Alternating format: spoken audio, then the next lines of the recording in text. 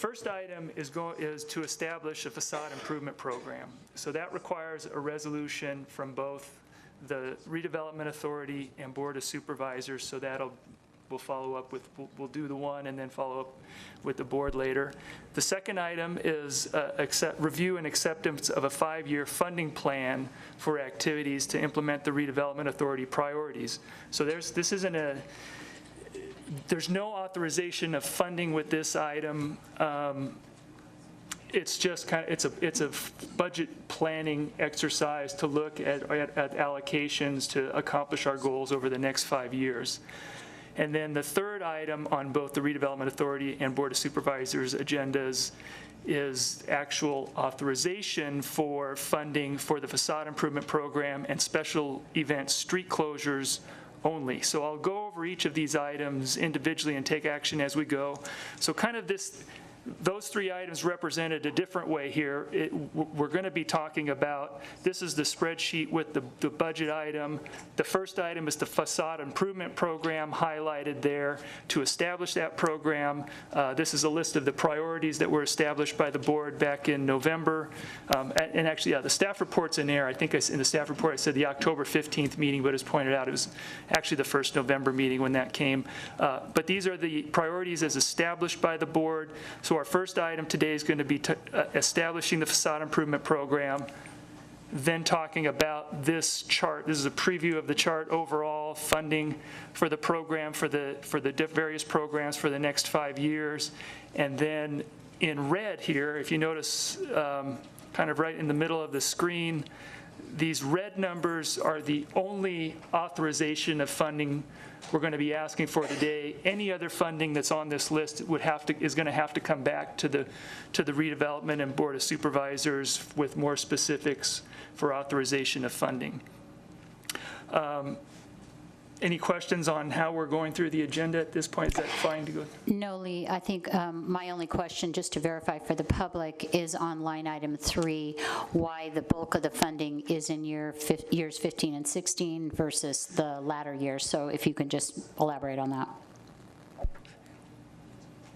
Sure, and yeah, this is where there's going to be a little bit of crossover in these presentations of these items, because we're establishing the program as a separate item, but you're going to have to authorize some funding, so there's a little bit of crossover discussion there, and I'll get into that a little bit in each presentation. But in general, in establishing this program, the feeling of RAC and kind of the recommendation of staff was to really front load the funding for that. We think there initially will be applications come in, so we get some actual applicants in and some improvements going immediately. And then over time, the applications will trail off is the thought. And in fact, the initial RAC up the recommended funding from what was presented to them by staff, but that's the general gist of that. And again, we can talk a little bit more about that as we get to that item, but you've seen the packet. You kind of generally see that there are funds available to implement the facade improvement program and other programs. So I think with that, I'd like to go right into item, I think it's 20A, the facade improvement program. So this is for possible action to adopt a resolution to establish the Carson City redevelopment facade improvement program for redevelopment project areas 1 and 2. So I think what I'd like to do is just go through the various elements that have been recommended by RAC for this program, and then I'll take questions on this. The resolution for this that has more of the details starts behind the staff report. It's immediately following that on page 549. That has the details, but let me go over a general summary. So for those, well, first of all, I meant to say before in the first one that all of these programs, all of these items that we're talking about today have to do with the expenditure of redevelopment funds. They are funds that are generated from within the property tax that's generated within the redevelopment districts, and they are funds that must be used to the benefit of the redevelopment district. So these are not other general funds, so I just want to make that clarification just to start the general discussion. So getting into the facade improvement program specifically and just going down the line items, I have just 2 pages to go through to kind of summarize what the requirements are, but I think if any questions come up as we go along in any of these items, feel free to interrupt me. I think we could probably just discuss them. The maximum funding per parcel is recommended to be $25,000. Now that would be for a project where the facade improvements cost because the next item required match is 50% of the total project cost. The maximum funding would be $25,000, which would be for a facade improvement that cost $50,000 or more per parcel. And that is, the question was asked by RAC, where did that come from? And actually, in talking to a property owner downtown who has some more significant facade improvements that they'd like to do, I think that gets into the ballpark of what it would actually cost to do some, for a building that really needed some significant facade work. It's about $50,000 per parcel is in the ballpark. So of course, all projects would not cost that much. If it was just painting, it was obviously be less. For a $10,000 project, and there'd be a $5,000 match available. It's recommended to be a grant, sort of, but not for the first year. I guess it's a loan for the first year, and if the property's sold within the first year, it has to be paid back. And generally, it's a grant because it's a benefit to the community, and not just the property, but it is a benefit to other properties around there because it improves and this is an exterior improvement that benefits adjacent properties as well, and the appearance and the area in general. It does not include internal improvements, so it's in the form of a grant as long as the property is not flipped within 1 year. Speaking of, I mentioned that it's exterior improvements only. The list is more detailed in the resolution in paragraph 3, which is all exterior facade and signage updating, maintenance, including but not limited to painting, lighting, awnings, doors, fascia, other decorative elements. Which brings up, so from a supervisor was pointed out to me, they wanted to make sure that it didn't include landscaping or other things, that it was all building related. So I think Supervisor Bonkowski can bring it up in the motion, but I'd suggest adding all exterior building facade and signage updating would be just to clarify that it's only for things on the building.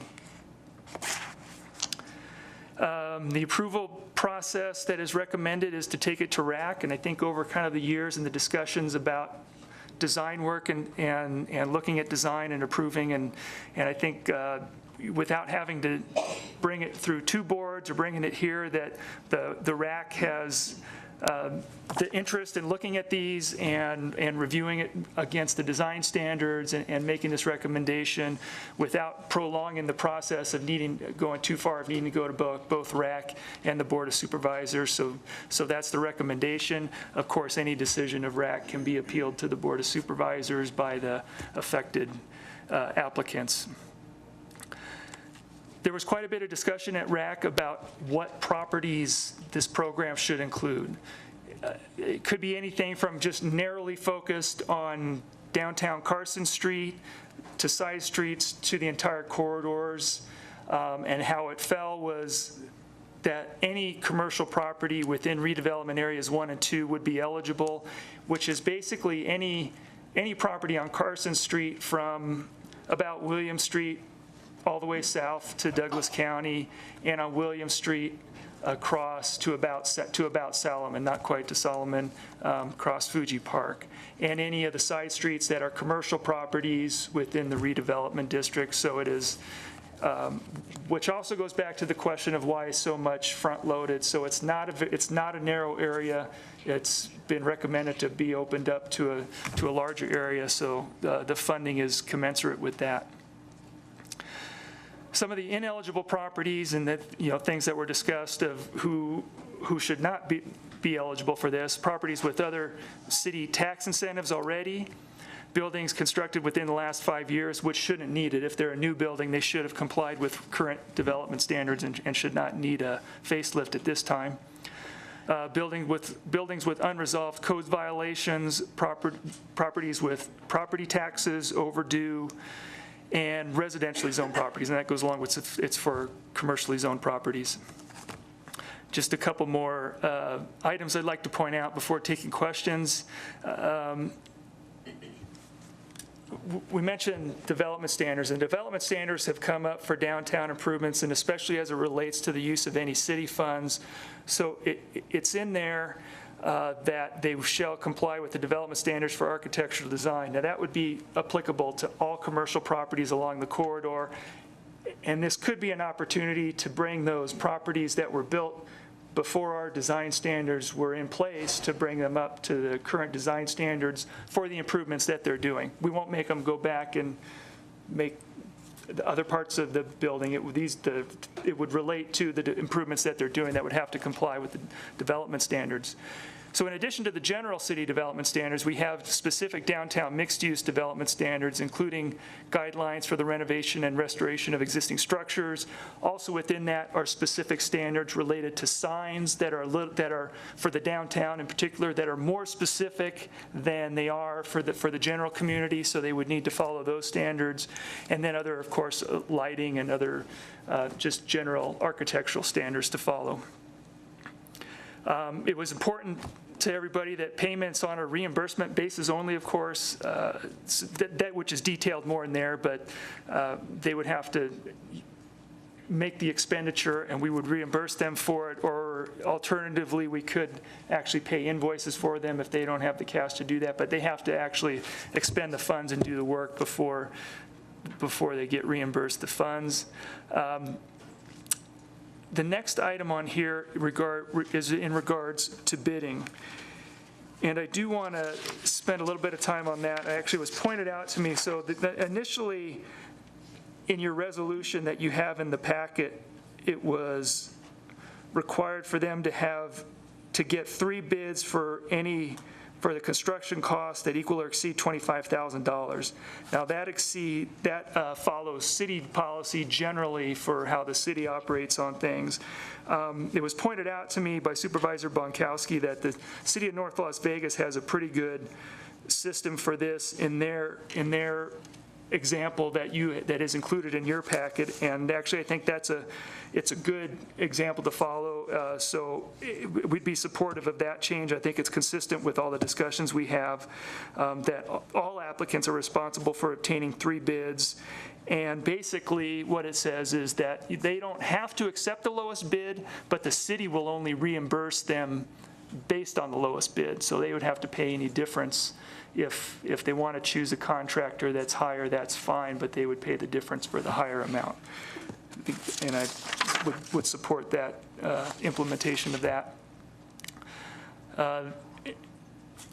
Just a couple other points in there, that there's a time limit on when the improvements must be completed because we have limited funds. We don't want the project to hang out there too long, so it's recommended that they need to have it completed within 180 days.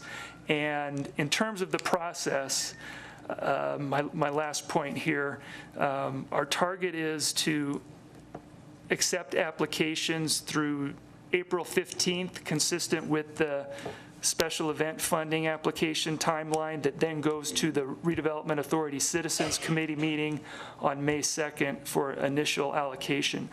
And again, this item actually ties together with the next 2 items because you'll be discussing generally funding things in the long term, and then more specifically on the 3rd item, allocating specific funds for this fiscal year, where there are funds available, which is up through June 2016, and then authorizing it for the next fiscal year subject to budget approval. So I think with that, I'll conclude my presentation, and I'm sure you'll have some questions. All right, I'm going to open it up to the board for questions. I think the only question that I would like to ask firstly is in terms of the applications that are due by May 2nd. what would those applications include in terms of facade improvements? And then who juries this? Is RAC going to jury the look, the feel, all of that? To the second question, yes, they are going to RAC. They will be the deciders if they are meeting the design standards and following the guidelines and intent of the program as recommended. I'll need to work on the application itself. The application will require the information that's noted in the resolution, so they have the information that's needed to make a decision. I guess my question is, will there be a rendering of what they want? Oh, definitely, yes. Okay. Yes, what we're asking for, and that's not one of my bullet points in here, but in the resolution, that we want drawings that they would be able to submit for a building permit for review. All right, board, anyone have questions? Go ahead. Okay, I'll just go back. Lee covered some of my requested changes, but I'll go through them line item by line item so that the rest of the board can follow. So the first one is on page 1 of the resolution under number 3, eligible improvements. Okay, so this would be changed so that it reads, all exterior building facade and signage updating and maintenance, including but not limited to painting, lighting, awnings, doors, fascia, and other decorative elements, are eligible to receive facade improvement program funds. And then add the line, landscaping is not an eligible expense. In number 4, I'd like it to be changed so that it reads, the maximum facade improvement program funding that may be awarded is $25,000 per individual assessor's parcel number, subject to authorization of program funding by Board of Supervisors. So we would be deleting the word property and inserting individual assessor's parcel number. I think that makes it much more clear who's eligible, especially when it comes to downtown where there are some buildings that go, where the facades cross property lines. If they cross property lines, aren't you limiting that then if you say that it has to be limited to the APM? I mean, help me understand it. It's not limiting it, it would be actually adding additional funds. So you would add, so what would it say then? So if we take the example of the Horseshoe Club, they Right. have 3 parcel numbers. Right. So they would be eligible for 3 times, because they have 3 facades. And in their particular case, they've pulled the old outer facade off, and they're going back to the individual facades for each parcel, correct? So they could actually put in 3 applications for this. Okay. Because it's 3 parcels, 3 buildings. In the way it's drafted, in the way it's drafted right now, the way you read that is that even though it sits on 3 parcels, 3 APNs, it's one piece of property, therefore it only get 25,000. That's what I wanted to clarify, because to me it's very confusing. Is that 1 property but 3 parcels, or 3 properties and 3 parcels? Yeah, and I will add that was the intent. His is a clarification. It was the intent, and it was clear with at the RAC that it was per parcel, per assessed property number. So his suggestion is just a clarification. Then on page 3, number 11, project bidding requirements. We're deleting that entire first paragraph and replacing it with the 3 paragraphs under item number 3 on page 572 from the North Las Vegas plan, so that it would read, Hang on. Okay. it's page 572, item number 3. So it will now read, applicants are responsible for obtaining 3 bids or competitive quotes for the proposed work.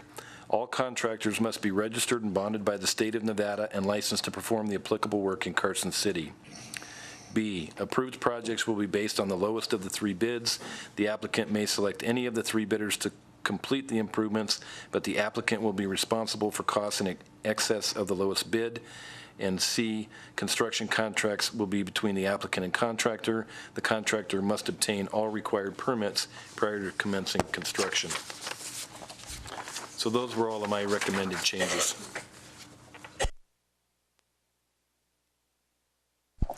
Any other board comments? Jim?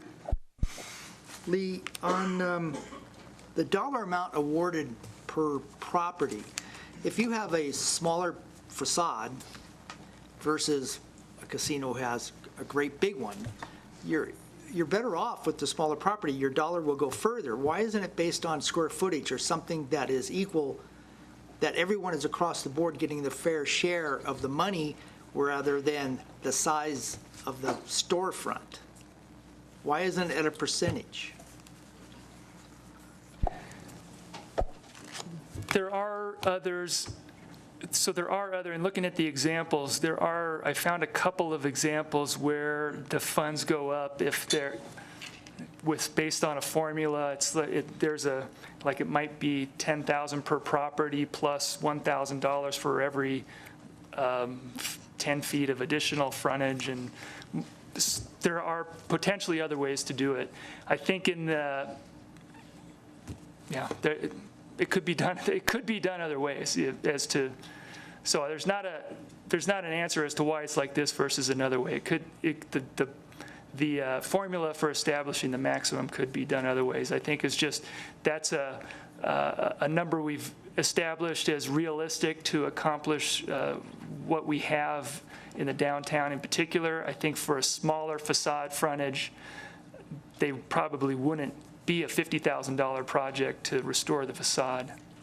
If I could add on to that too, Jim, when Karen and I first started talking about creating a facade improvement program, we knew that we would have limited funds. So we can't fund a lot, but we wanted to create an incentive. And we also wanted to make sure that any property owner that wanted to apply for this had plenty of skin in the game, a minimum of 50% of the cost.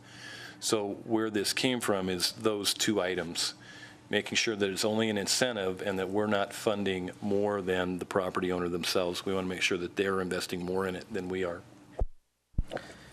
On, let me see.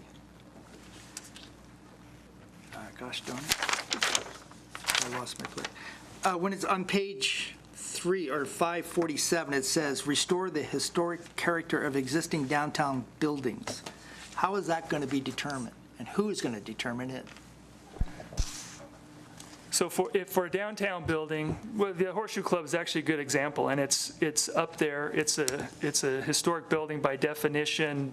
That's not in the historic district, but by definition of being over 50 years old, per the downtown design standards, it is. And there's some, and I think on page, let me see where those standards are. They are attached. Beginning on page 559 of your packet are the downtown standards. The rehabilitation for,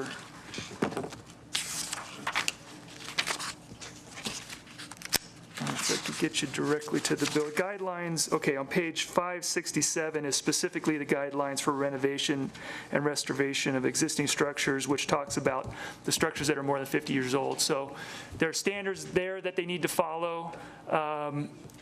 And then it would be the Redevelopment Authority Citizens Committee that would be ensuring that the plans come in following those standards. Okay, and then on page 546, it is stated that the $25,000 is based upon discussions with a downtown property owner interested in the facade improvements. Who is that downtown property owner interested in the facade improvement? I guess I could say it was with the Horseshoe Club.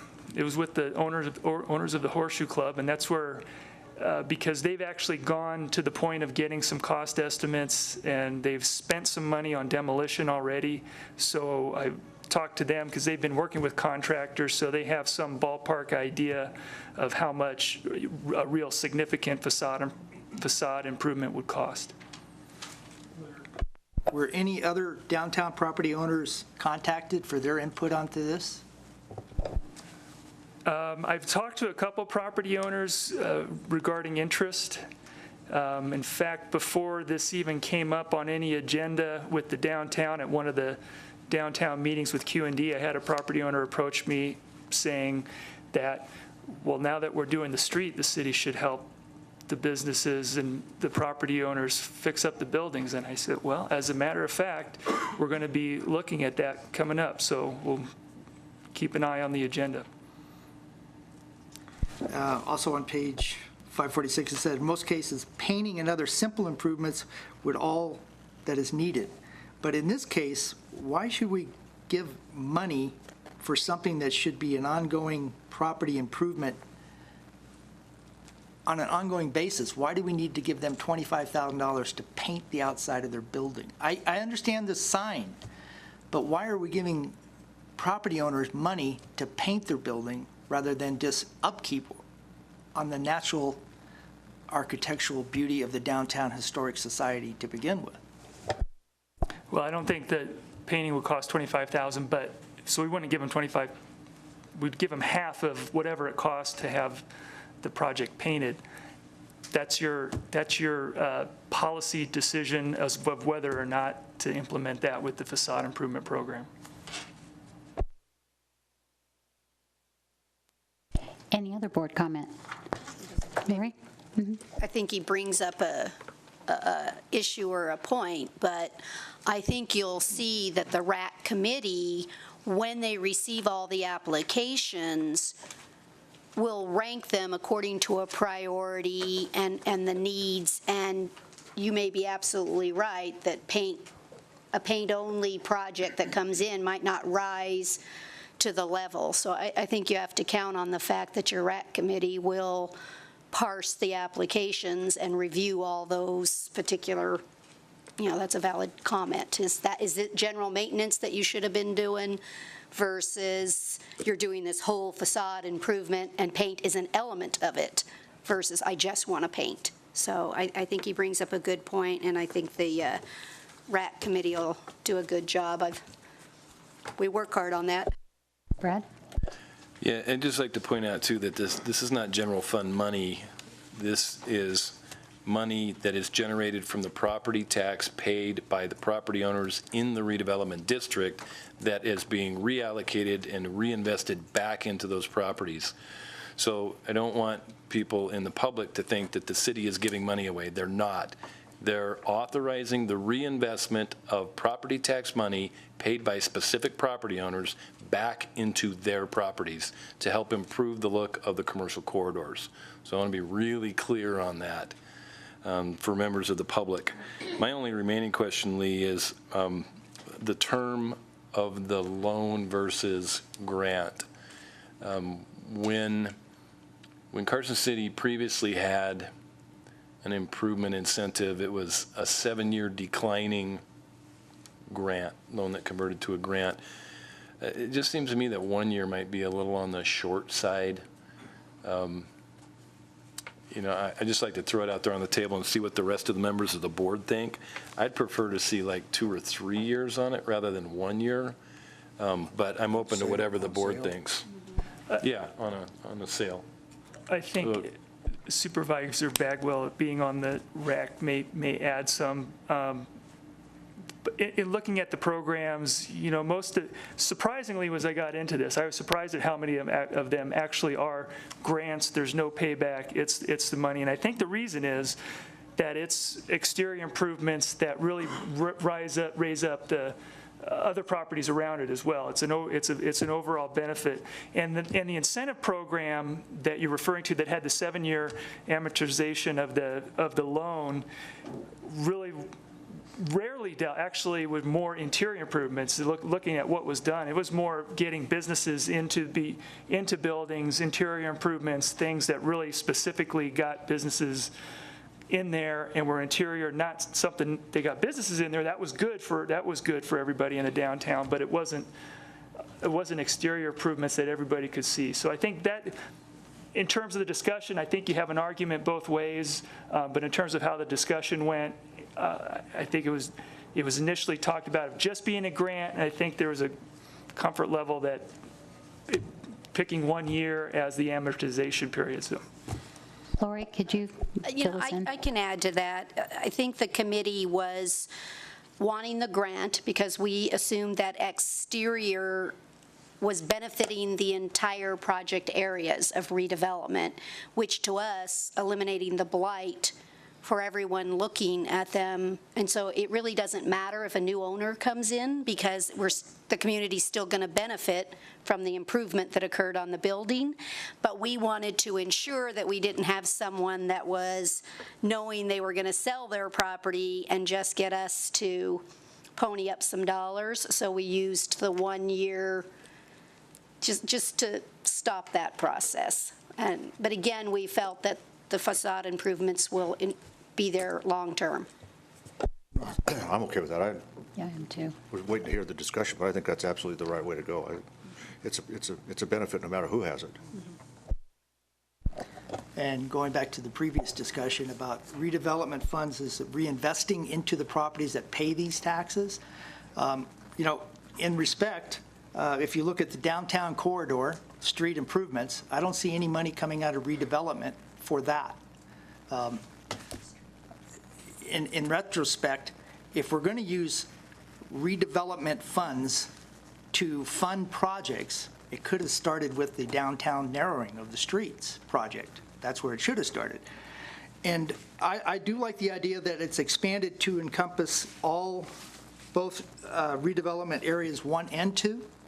But I think any property within the business district, which was just established for the downtown corridor, should not be allowed to apply for this. They're getting the benefit of $10 million to improve the outside, the sidewalk of their property. And now we're going to give them money, more money, and they're not contributing anything. I like the idea of it's going to both development areas, but when in fact we have businesses on Carson Street that are financial, they will fund. Well, that's the premise of narrowing the street, is that it's going to bring business downtown, it's going to bring people downtown, and to give them an outside funding source when they're getting, again, $10 million to improve the outside of their buildings, and we're going to bring people down there. That's the concept of this narrowing. And they also have the benefit of belonging to the district, and we're going to take care and maintain their sidewalks at a reduced rate. I think if you want to do this and do it properly, it should encompass everything but any business or property owner within that downtown business district that was just approved. So maybe the redevelopment authority can think about that. Sorry? I think we also thought about some of that because during the construction period of all of that downtown, I think you'll see that's why our group put the 180 days. So I'm not so sure some of those projects would be able to comply with the 180-day rule to actually get a project done. So I think the RAC committee also was looking and taking that into consideration, because I'm not sure, even if you wanted to use your example of the horseshoe, if the street project is occurring, I don't know that they can do a facade program at the same time during the other construction. So I think that's also why the committee expanded it to both redevelopment District 1 and 2. So I think the 180-day rule that you have to be able to comply with will also mitigate those issues. And I'd just like to comment that the facade improvement program, that's why Lee provided us the additional information of other areas in the nation where this has occurred. It's not unusual when you're going through a redevelopment project to incorporate this type of scenario. Reason being, a lot of those buildings are over 50 years old. And so in order to help boost the look and the feel of that downtown area, streets are not necessarily enough, and some of those buildings are in dire need of upkeep. And so in order to maintain the integrity of those older buildings, this is an incentive to do so. So that's the thought process. Any other comment from the board? No, I think we ought to pick a different building than that old bank building. Every time I look at that, I think about when I started practicing law. And sometimes that's more than 50 years. It's a long time ago. Anyway, go. You're historic? I'm historic. Oh, sorry. I'm prehistoric, man. Is there any public comment? All right, seeing none, I'm going to bring this back to the board. Resolution number? 2016 RAR2. I move to adopt Resolution 2016 RAR2 to establish the Carson City Redevelopment Facade Improvement Program for redevelopment project areas 1 and 2 with the changes that were read into the record previously. We have a motion and a second. Any discussion? I'd like to just say, did I jump in there? Go ahead, Bob. No, I'd just like to say thanks to the people who put this, I think it was the RAC committee and whoever else put it together, did a nice job on including a lot of different information, so. Jim? Yes, I believe the premise is, I think, good and valuable to the community. I do not like the fact that we're allowing businesses on Carson Street to participate in receiving even more funding while we're, again, I can't stress it enough, we're investing millions and millions of dollars in the downtown corridor, and I believe these property owners can come to the table. If we're investing $10 million, I think the property owners in this corridor can come to the table and improve their, if it's that bad, they can make the improvements they should have made 50 years ago, as previously discussed. I will not vote in favor of this. We have a motion and a second. All those in favor? Aye. Opposed? 4-1, motion passes.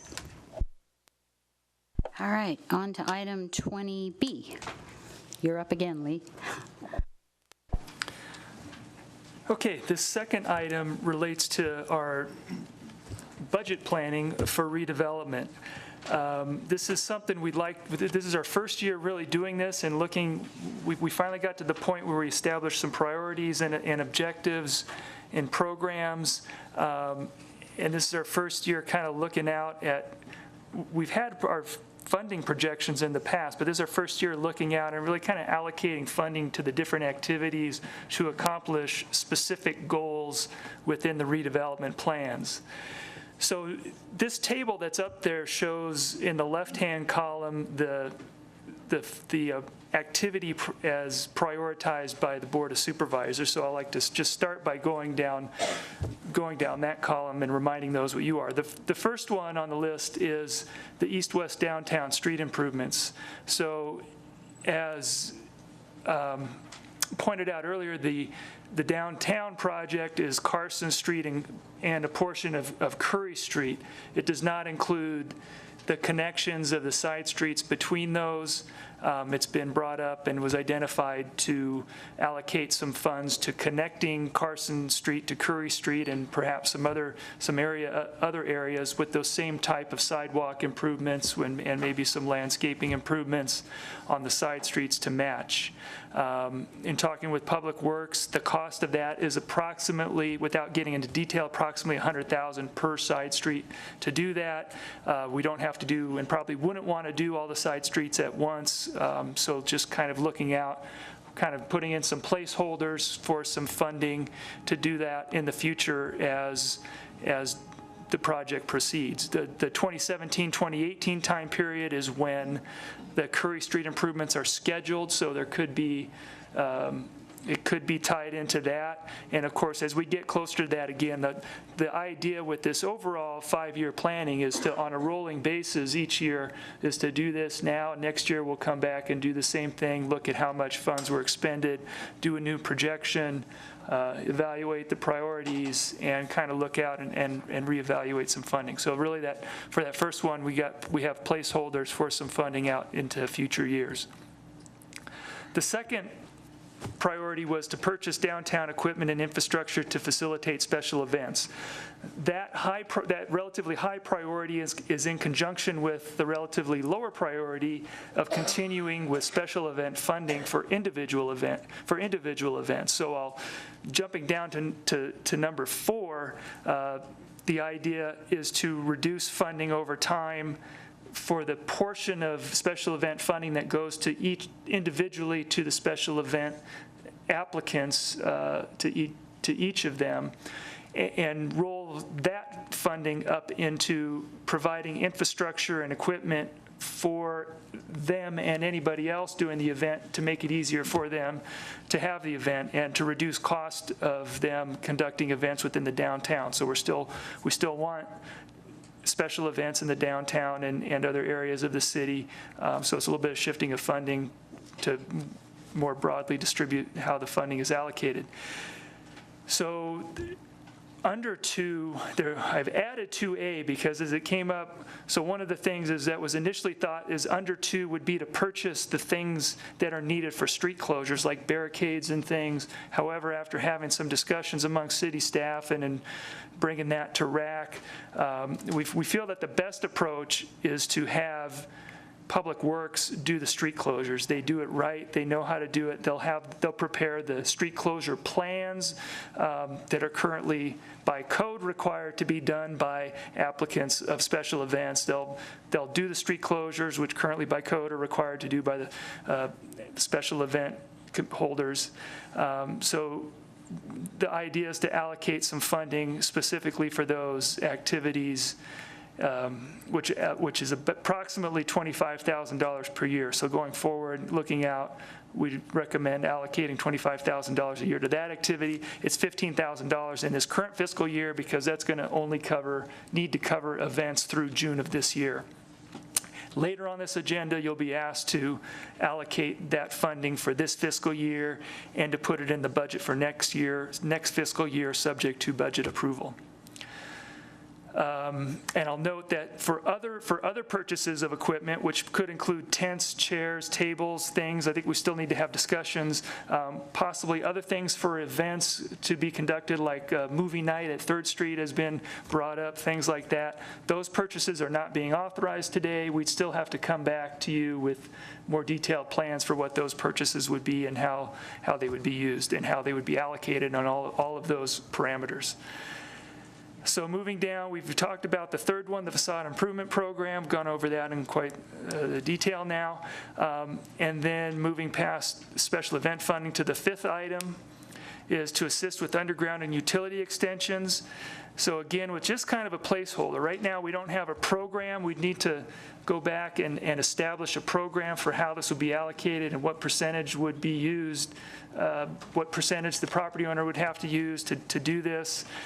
So it was actually originally recommended 20,000 a year as a set aside for that, but that was kicked over to the next fiscal year, 20 of it. That's why it's 40 in that year, because really we're not going to have the program implemented in any expenditure in this fiscal year. So we're going to start that program in the next fiscal year. Then the last thing on that is recommended for future funding was brought up at the Board of Supervisors meeting, and that's another corridor improvement project, the William Street Corridor Project. We have the Greening William Street program, and that project information is still communicating with the EPA on that, and they're still working on the final product. We've had Public Works and reviewed drafts of that. But again, just kind of putting placeholders going out into the future to be able to go look for other funds. And for that and the other ones, we'd kind of, as projects get closer and funding becomes more clear, these dates and times can be moved around and to kind of fit into what actual plans are based on other projects that are coming up. And then the last things that we don't have identified for specific funding and definitely lower priorities are purchase property for future redevelopment and provide more directional signage through the redevelopment areas, which we feel are going to be done anyway through the corridor improvement plans. So what does all this funding equal? So as you can see, going across a 5-year plan, in the right-hand column is the total 5-year expenditure being allocated to that activity, and down at the bottom is the total expenditures being budgeted or planned for during any given fiscal year. And these estimates also leave quite a bit of reserve. I think it's about a third of the total estimated redevelopment infrastructure funding that's not being identified and in reserve, so that as other things come up, which they certainly do, if other opportunities come up. So there's certainly room as we plan each year through this to move things around and adjust funds to meet your most current priorities in any given year. So that's an overview. Again, with this action, if you want us to adjust anything so that we can adjust it for next year's budget or adjust anything going into the future, this would be the time to do it. But the only allocation we're going to ask you to make today, again, is for the public streets for the special event street closures and the downtown facade improvement program. So I'll take questions at this point. Okay, I'm going to start. Lee, my questions relate to 2 and 2A. 1, is anything factored in terms of purchasing downtown equipment, infrastructure, et cetera, for maintenance and replacement costs? And will that be factored into, is our event planners going to be charged a flat fee? So that's question 1. And question 2 is, what does the special event support public works street closure? Is that salaries or is that equipment for the street closures? So those are the 2 questions I have. Since Darren's coming up, let's start with the second question regarding the street closure cost. Darren Schultz, Public Works. The street closure cost, that includes salary operations as well as equipment that is needed to put the street closure signs up, et cetera. It's all inclusive. Okay, Lee, your turn. So regarding the purchase of the other equipment, again, it's a real guess and placeholder for the funding amounts in there without knowing the details. For example, having $10,000 in this fiscal year, just an idea, somebody brought up the idea of a movie night, and looking at kind of what it really costs, it's probably more than that to really get a complete setup to do an outdoor theater type of event. It's not a lot more than that, actually, but it's a little more than that. So it was really kind of a guess and a placeholder for those funds, but with the idea going out that there's some money up front this fiscal year, next fiscal year to make the purchases, that amount is significantly reduced in outgoing years just for kind of the ongoing maintenance and replacement of those items. So it doesn't need to be, so they're not planning for any major purchases. We'll get established what we think we need now and can add to it a little bit and replacement going out from there. And then your other question was regarding the fees for those. So I think I think this needs to be worked out in the program of who manages it and how they go out. Are we recovering cost for management and distribution of the stuff? But generally, the idea is that these are not for rent, that the users are not going to pay the replacement cost in fees, but that these are for the benefit of the special events and the properties downtown that benefit from the special events, so that they would be able to use without fee. Again, for discussion as to whether or not there's some administrative fee depending on who's monitoring and allocating the resources and collecting them, but that still needs to be worked out. All right, board, questions? Brad? So on the same topic, Lee, do you have a specific cost for a street closure? I would imagine it probably varies. Hey, Darren. Thought you were getting away. I would imagine that it varies on the size, depending on the size of the event and how long the streets are closed. But do you have a general ballpark figure about how much it costs to close a street? Your assumptions are correct. It varies extremely from $500 to up to $10,000 for the big one, extended period of time, Nevada Day, et cetera. So everyone is different. We're getting better because we're doing it more often and we have the equipment. So I think overall we were looking at the cost and it's trending down, but it really goes all over the place. And so to come up with this number, what we did is just looked at what we've spent over the last 5 years and took the average. So, and that's a good segue into my second question, which is the intent is to increase the number of downtown special events and street closures. So I think that going forward, we need to account for that we may not be able to decrease the amount of funding for this because we're going to have an increased number of street closures that need to be funded from that. So we might take that back to RAC, just have them think about that. Yeah, that's why we kept it at the 25,000. You're right, we didn't ratchet that one down. What we were expecting and had talked about with Public Works is they were getting good at making maybe 5 master plan street closures. So as Darren indicated, they're hoping to get efficiencies and effectiveness so that the 25,000 can do more events. But as we get out in the years, we certainly might look, we didn't decrease it just for that reason. We just hope to get more events, and the master maps and plans will be able to be used by all of the events and save the money from the individual event itself and reduce the other line. So. Jim? Along that same line, setting aside the 25,000, I understand, but what have we spent in the past? Have we gone over that 25,000? I'm a little. Yeah, unsure. it's some years have been more than 25,000 and some years have been less. And so we just took the average and it's 25,000, but it really depends on the events, the specialty. The most of the cost is these events happen in their overtime. You know, it's in the evening, it's in the early mornings, it's on the weekends, and we have to pay overtime. So that's really a big part of it.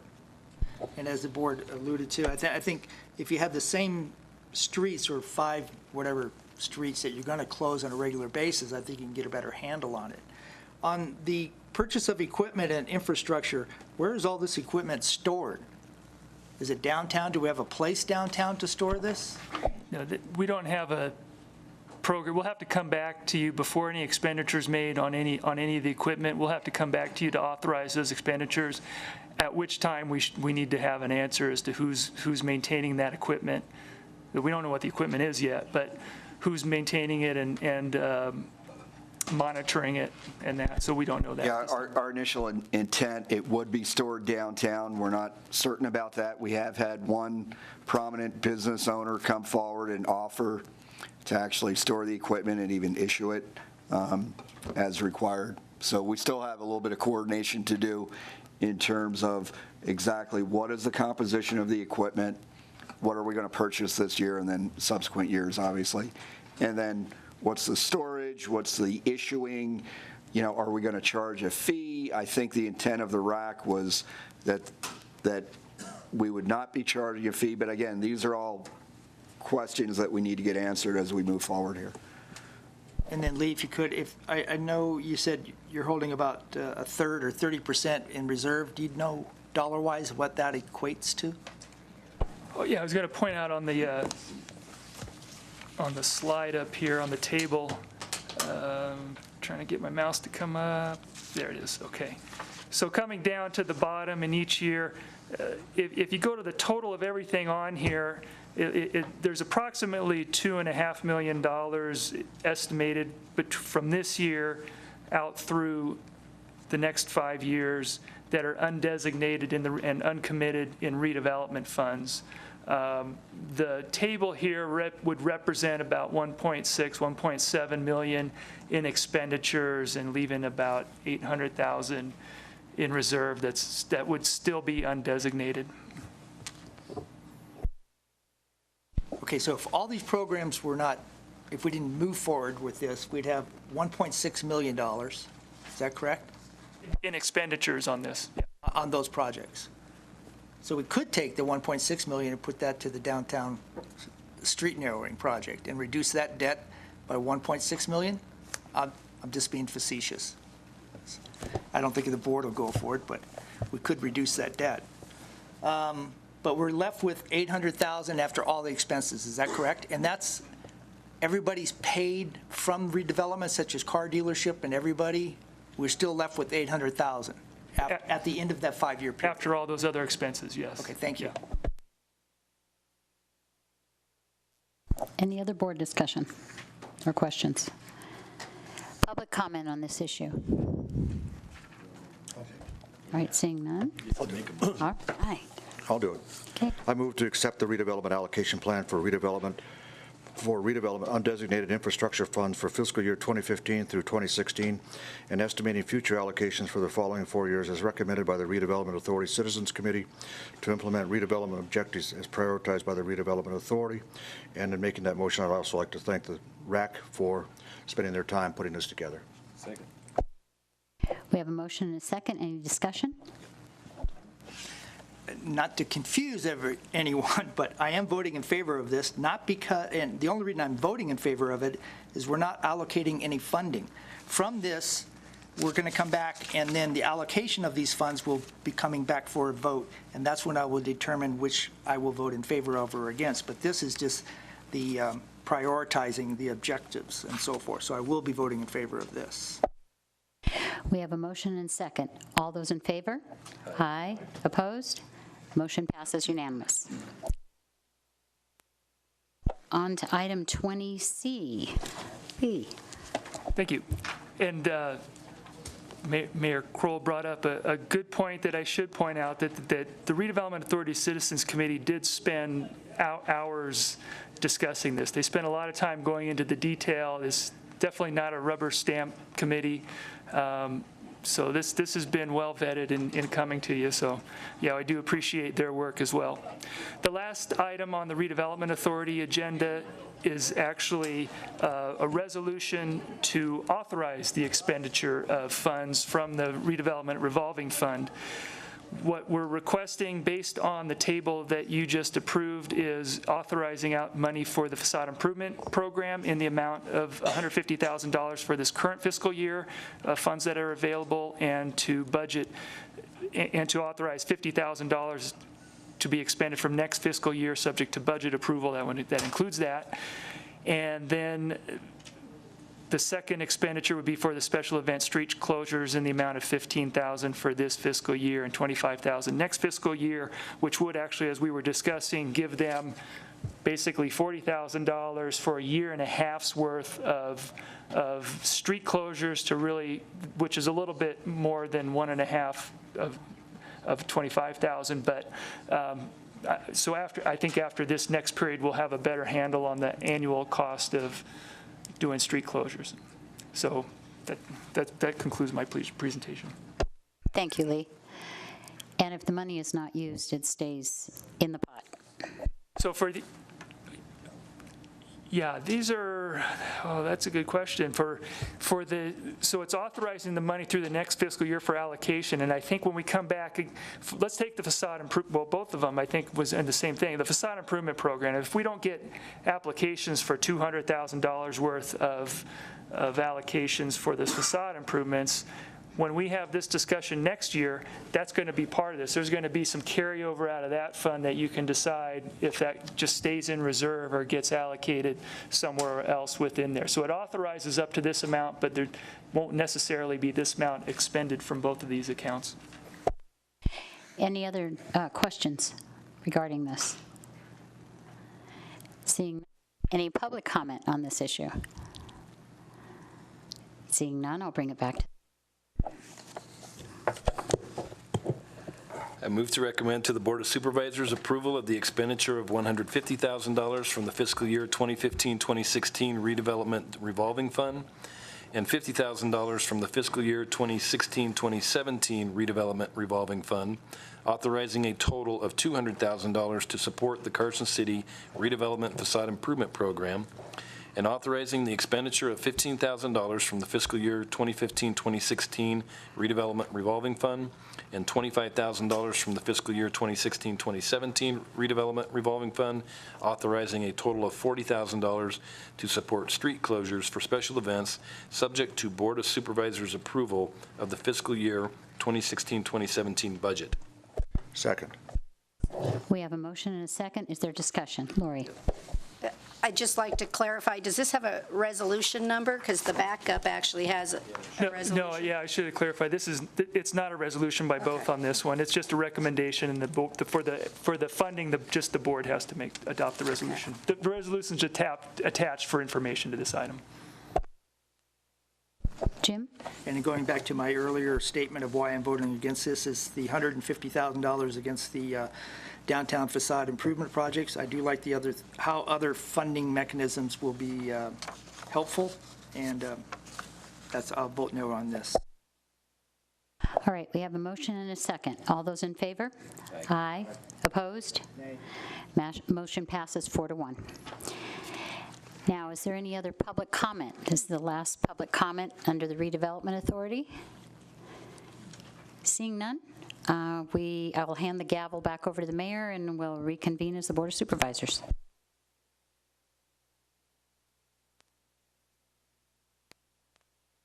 Okay, we're going to reconvene as a Board of Supervisors. We'll take up item 24A. This is potential adoption of resolution to establish the Carson City Redevelopment Facade Improvement Program. For purpose of the record, we will incorporate all prior information that was given to the Redevelopment Authority and all the prior board comments from individual board members for this item. Is there further comment from the board? Public? Seeing none, a motion's in order. Resolution number? 2016 R3. I move to adopt resolution number 2016 R3 to establish the Carson City Redevelopment Facade Improvement Program for redevelopment project areas number 1 and number 2. There's, With the same changes as the prior comments. Isn't that? Okay. All right. Amended to include the changes read into the record in our previous discussion. correct. Okay. Continue my second. All right. We okay on the motion, second? All right. On the motion, all in favor, signal by saying aye. Aye. Opposed, nay. 4-1. Okay, let's take up item 24B. It's the same comment. This is for the potential authorization of expenditures from the redevelopment revolving fund and redevelopment. We will incorporate by reference all the comments that the board made and any public comment that was made during the redevelopment authority hearing, and also any documents that were given at that time as though included under this agenda item. With that in mind, any further board comments or discussion? Seeing none, any further public comments or discussion? Seeing none, a motion's in order. I'll make it R4. Okay. I move to adopt resolution number 2016 R4, approving the expenditure of $150,000 from the fiscal year 2015-16 redevelopment revolving fund and $50,000 from the fiscal year 2016-17 redevelopment revolving fund to support the Carson City Redevelopment Facade Improvement Program and $15,000 from the fiscal year 2015-2016 redevelopment revolving fund and $25,000 from the fiscal year 2016-17 redevelopment revolving fund to support street closures for special events in support of the redevelopment district, subject to Board of Supervisors approval of fiscal year 2016-17 expenditures in the budget for that year. Motion and a couple seconds on a motion. Discussion, hearing and seeing none. All in favor, I got you. Yeah. You ready? Go. Yeah. I'm sorry. I just want to point out again, I will not vote in favor of this, and again, for the facade program itself, but even if you look at the overall perspective, at the end of 5 years, we'd have $1.6 million to pay down the debt of narrowing Carson Street, relieving the burden of taxpayers of $1.6 million. I think that's where this funding should have went. I will not vote in favor of this. On the motion, all in favor, signify, further discussion first. Seeing none, on the motion, all in favor, signify by saying aye. Aye. Opposed, nay. Carried. The two-thirds majority is met by statute. Okay, let's take up, we're done with that. Let's take up the potential grant for the SHPO for potential grant in the amount of $7,700. That's item 24C. Go. Thank you, Mr. Mayor. Susan Pansky for the record. Susan Dorr. Pansky, good.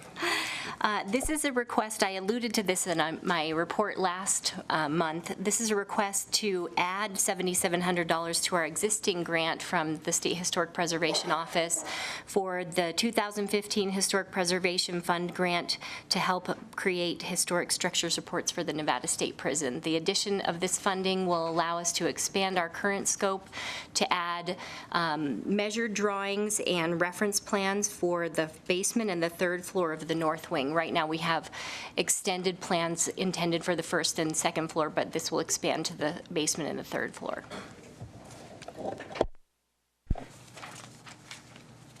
Questions, comments? Go, Brad. So the increased fiscal impact for the match is $5,133? Correct. Okay. Okay. Further comments or discussion? Further comments, questions from the board? Public comments? One No, question, I'm sorry, Jim. I'm sorry. Go. Came in late. I know this is a out in left field question, but could this become part of the redevelopment area where they could receive funding? The prison? Yeah. I think Well, I'll have- through amending the redevelopment district, It we'd have to could. look at the details and the requirements to do that, but any property could be amended into the district. Okay. Okay, thank you. Even if it's not a city property? Oh, I guess that's an obvious question. Never mind. Withdraw that. Yeah, how much does the state pay in property taxes? $1.50? I'm sorry. I also want to point out, so the match was brought up, that this is a fully an in-kind match, and again, we like to thank where we get to track the Historic Resource Commissioner's time and all that, and so that's where a large part of it comes from. And in particular, Mike Drews, who's, again, the HRC chairman, that all the time he puts into reviewing it, so we're comfortable with the match as in-kind. It's not a cash. We don't end up giving cash for this match. Okay, everybody clear on that? No cash, all in kind? It's always cash somewhere, though. Okay, all right. All right, further discussion? Public, anybody? Board, motion's in order. I move to accept additional grant funding in the amount of $7,700 from the Nevada State Historic Preservation Office on behalf of the National Park Service for the 2015 Historic Preservation Fund Grant to provide historic structures reports for the Nevada State Prison. On the motion discussion, just under discussion, I'd just like to say, again, thanks to everybody for thinking about what to do with the prison out there, making sure that we're keeping that on the front burner. It's a big deal. On the motion, further discussion? Hearing none, all in favor, signify by saying aye. Aye. Opposed, nay. Carried. That one is unanimous. Okay, let's take up 24D, potential on second reading, bill number 103 for Ross Park LLC. We've had first reading. Is any changes? Anything come to you? No changes, Mr. Mayor. No changes. Public comment? Board, anything? Second reading? Motion's in order. 2016-4.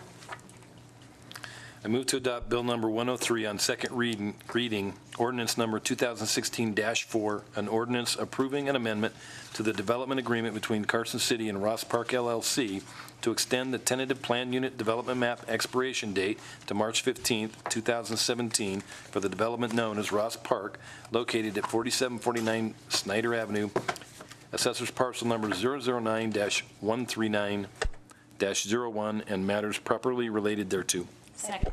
Motion and a couple seconds on the motion. Discussion.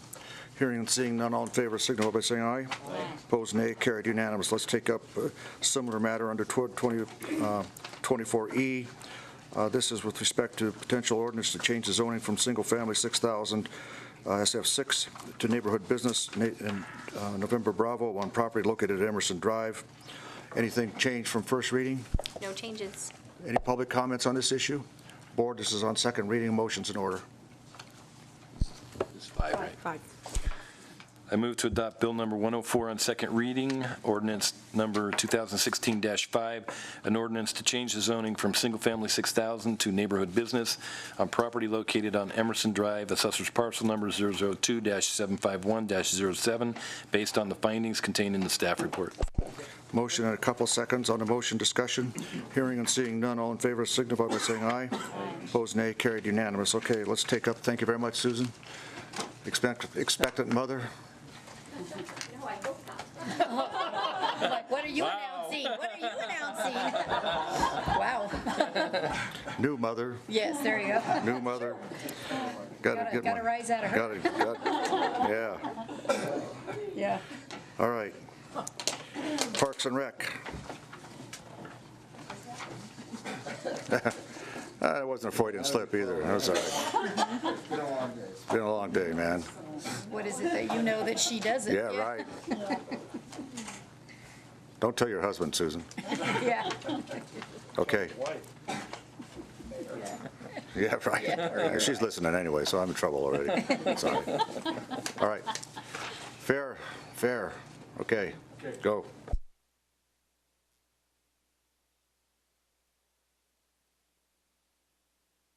All right, let me start over again. I think I'd know this by now, wouldn't you?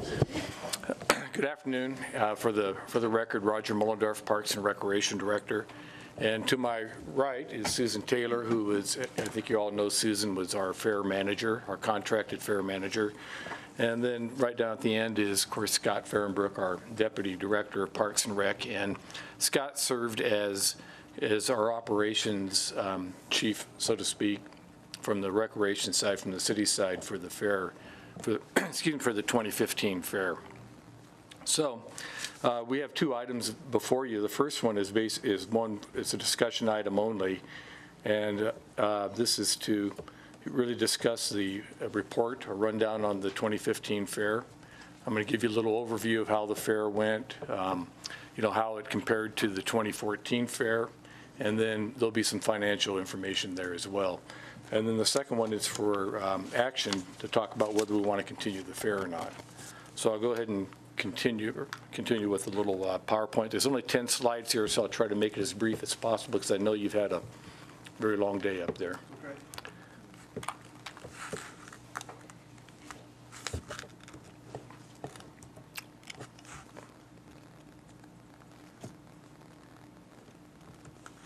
Okay, just a kind of a brief overview on the fair. As you know, the fair in 2015 was the second year of the fair.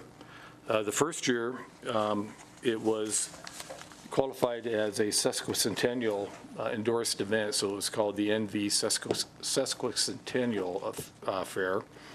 And some of the changes that we had from 2014 to 2015 were, the first year really revolved around the music.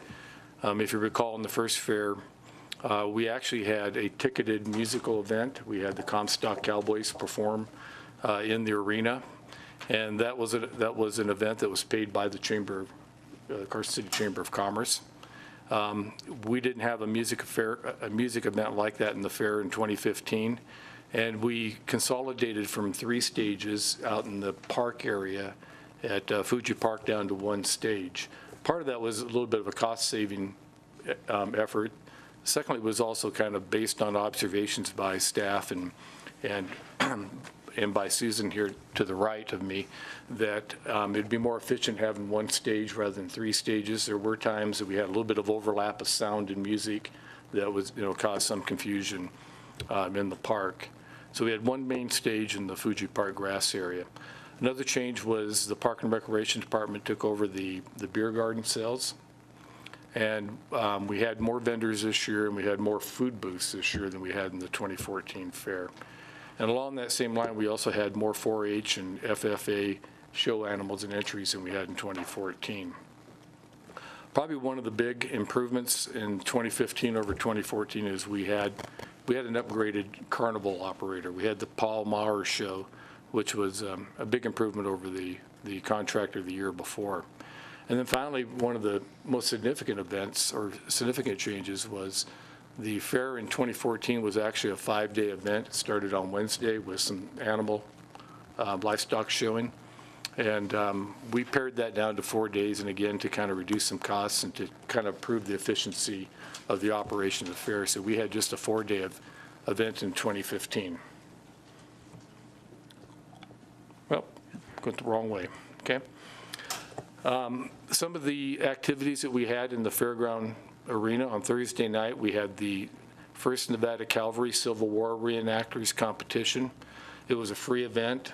We had a very small turnout, but it was an enthusiastic crowd. And on Friday evening, we had the Bulls and Broncs riding event. That was a ticket event. It was, the grandstands were full. We didn't have a payment to the contractor. The contractor basically took all the gate receipts, and the city took all the concession receipts, and that was the arrangement we worked out with them. And then on Saturday evening, we had a tremendously popular truck and tractor pull contest, and we had a sellout crowd, standing room only. In fact, we had people lined up on the hill over there by the Topsy Shopping Center, watching the event from the hill as well. One of the things that we did in 2015 is we tried to step up the marketing and promotion of the fair. We advertised, of course, and promoted it through the Nevada Appeal, the Reno Gazette-Journal, some of the local radio stations as well. We hand-delivered over 323 fair posters, both in Carson City and North Douglas County, to the businesses located there. We did that through 2 separate distributions. And we put out flyers in all the school district PGs. We promoted it through the city employees newsletter. That was in June. We had a banner like everybody else has over Carson Street. And then we also bought some of the on-the-wall ads with the Galaxy Theater. And so We had a much more aggressive campaigning, or advertising and campaigning program this year. I keep going the wrong way, don't I? Okay. Fair attendance. Now, this is an area that, please keep in mind, these are purely estimates, but we did do the same methodology for estimating the attendance in 2014 as we did in 2015. Susan might be able to give you a little more detail on this, but as you know, we didn't have an admissions into the fair, so we didn't have a gate count. And so the methodology we used to calculate the attendance was using the Jack bus ridership numbers, also using the Amador bus ridership numbers.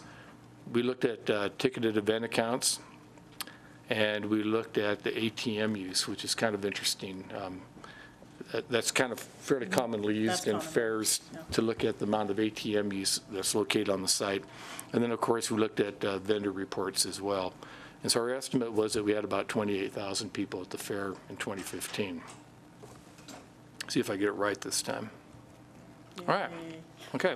You have, in your packet, you have the same information we talk about the financials. I have it here in a little bit different format because it fits the PowerPoint format a little bit better. I wanted to make sure that I didn't have numbers so small that we couldn't read them. But these are the revenues, 2014 versus 2015. You can see right down the line that we started out in 2014 with seed money of $75,000 from the Board of Supervisors.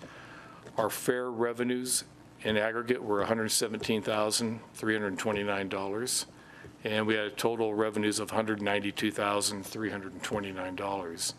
In 2015, we had the $60,000, that was $60,000 from the Board of Supervisors from the general fund as revenue for the fair towards the contracts. We had a carryover of $24,660 from the year before. Our fair revenues amounted to, and we broke it into these separate areas, $80,750 for the fair revenues. We had $13,299 in alcohol sales, and we had booth revenues of $7,735. And then we also received a donation, I don't want to call it a donation, but an appropriation from redevelopment of $15,000. And so the total revenues were $201,444. But to kind of put this maybe in a little bit more perspective, if you subtract the $15,000 out of it, which was an appropriation from redevelopment, we had fair revenues of $101,784. Now, if you divide that by the 4 days of the event, that came out to an average of $25,446 a day. If you take the same factor of $117,329 and divide that by the 5 days in 2014, their average was $23,466 per day. Now, of course, that doesn't mean, that doesn't directly relate to attendance. That's just how the revenues broke down on a per day basis.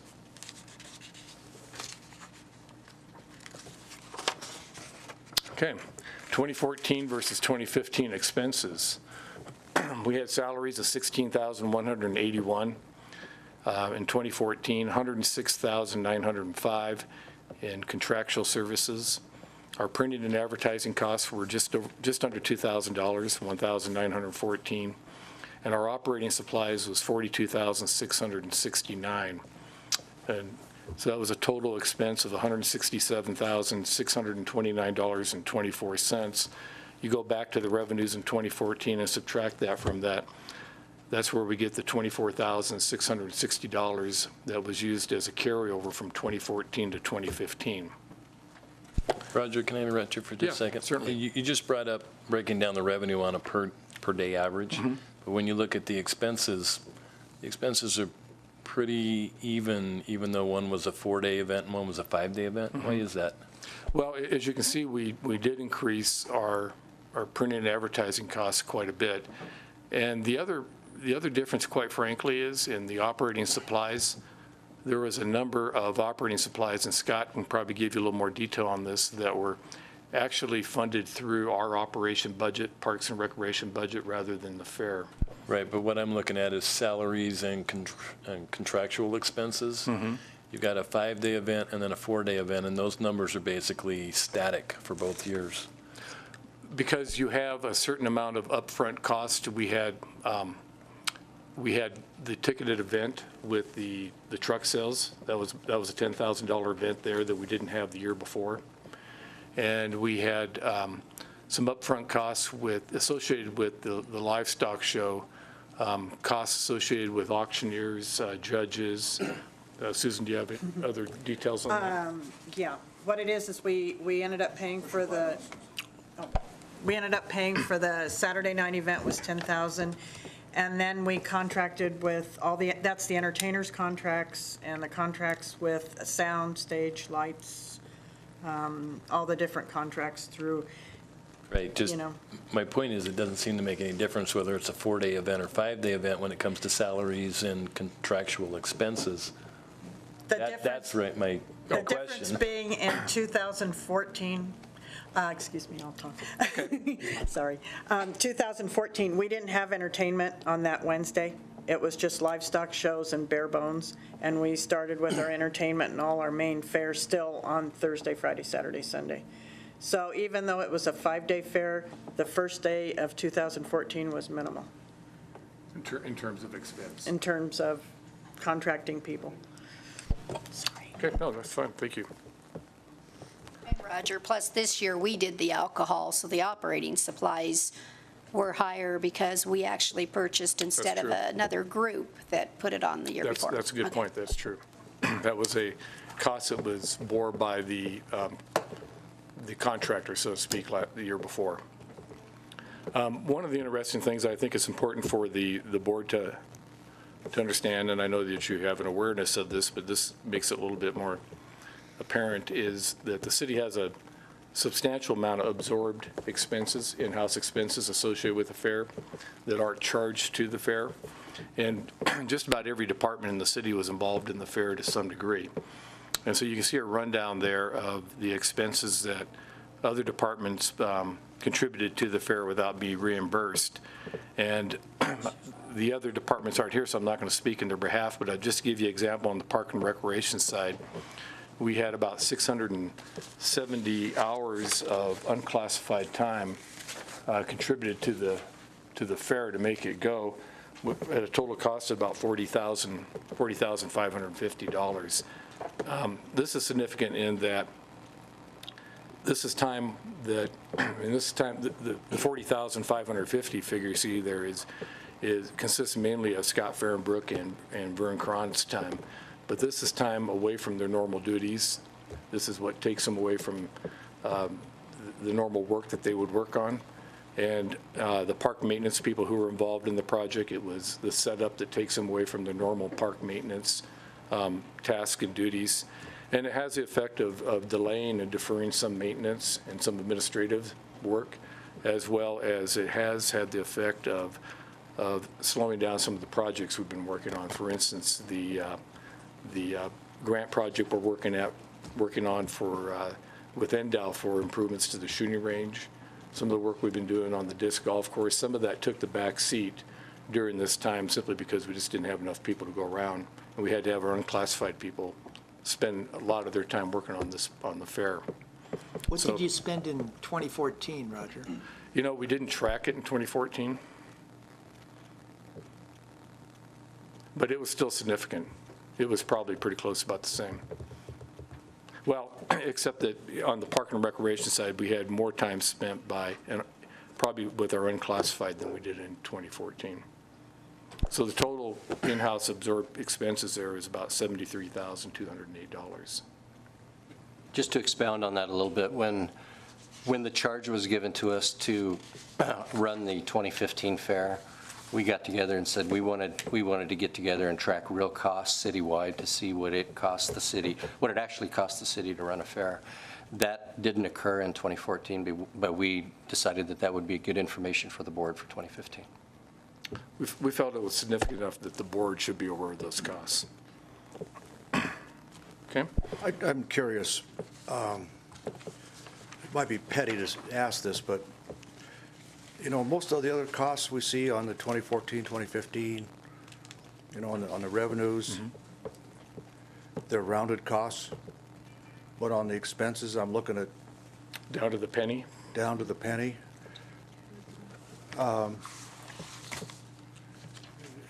Tell me how that happens. Well, let me go back and take a look at the slide here. You're referring to the revenues? Right here? Yeah, any of them. I mean, Okay. I'm just, and look, I'm not trying to be petty, Yeah. but somewhere, what that tells me, and maybe I'm wrong, but that tells me that somebody really had a pencil out there saying, you know what, I'm going to nail this down to the penny, but we didn't do that on the other side of things. And all I want to know is, why, if that happened, that's okay, we should be going down to the penny. But if we're going to do it on one side, we got to do it on all. Okay. That's all. And that's, leave it at that. Rob. Okay, that's a point well taken. All right.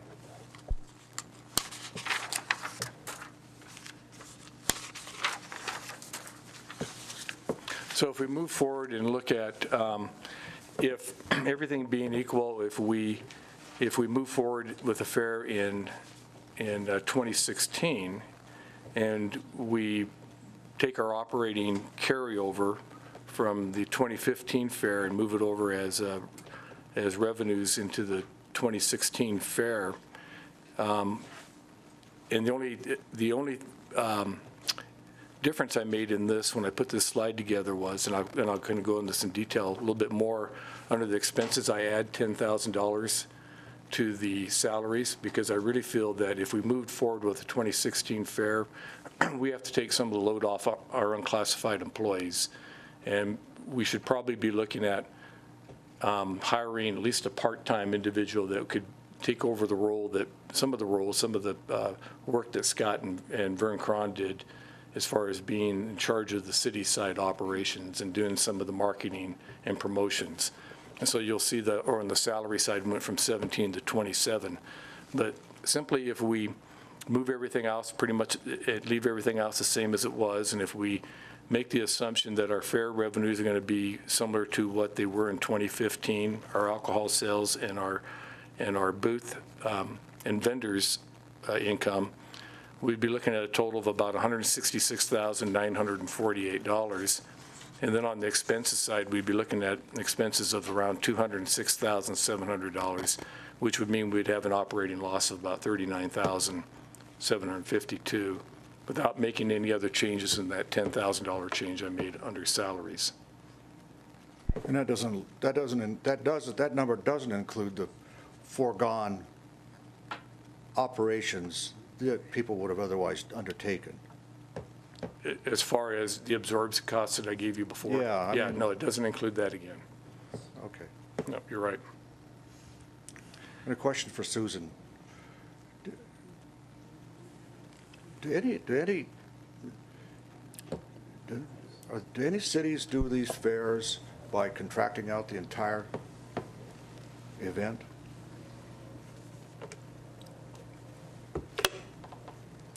In other words, we do some of this. There are some fairgrounds where the fair is run by a 501c3, but they also own the grounds. So, There's nobody that comes in and says, look, city will provide, call it Fuji Park, we'll provide the park, you provide everything else. not that I can, well, Nevada State Fair did that. We rented, when we were in Reno, we rented the RLEC, the Reno Livestock Event Center. But that was grandfathered in through the legislature, so they paid $1 for the grounds, because it was an 18 whatever. And then they just had to pay the maintenance fees. All right. And we're going to be talking about that when we get into the next item as well. And so if you look at, Can I just ask, sorry. okay, The fair in 2015 was held July 30th to August 2nd, correct? And when did we get this report?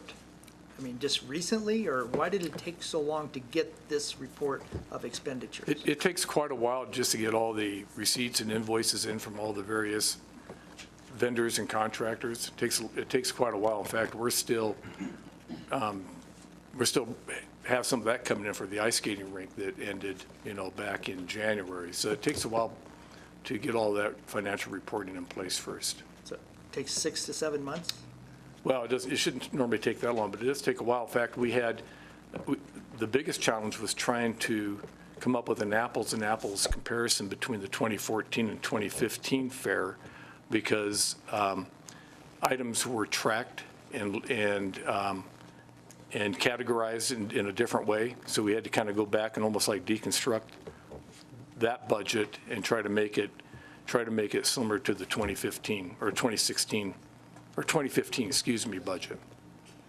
So it took some time just to do that. We really struggled with trying to come up with a very like comparison between the two, 2014 and 2015. Okay, but it took 7 months to get this report of expenses? 7 months, that's a general, is that citywide or just for this fair?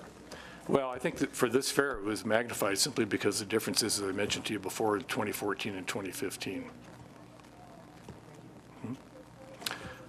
So, Roger, I have a question. I don't see a specific breakout, and can you provide one, to do the animal aspect of the fair, as in the FFA, 4-H, that sort of thing? I need what that cost is. yeah, Susan can give you that.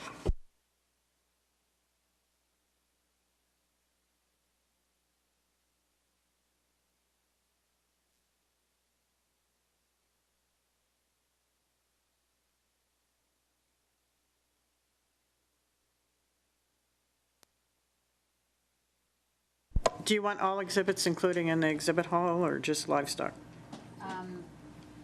Do the exhibit hall separately from livestock. But I want both.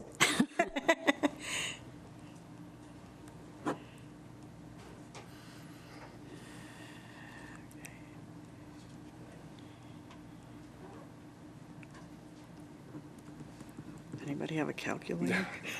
Bring one.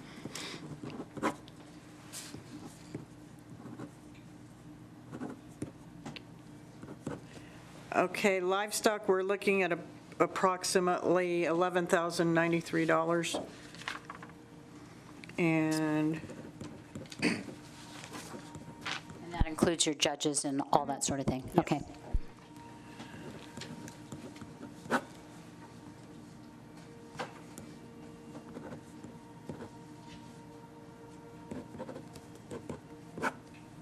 And we're looking at about 5,700 and change for the exhibits. Great, thank you. And then a follow-up question. In the report, it says, while the fair can be considered a success socially event, it made a modest profit of roughly $5,000 from the carryover and so forth. But that's not, the modest profit is not incorporating the salary we paid to city staff. Is that, or is it? Thank you. Profits maybe not the best term, but it did increase. It did result in an almost $5,000 carryover when you subtracted the expenses from the revenues.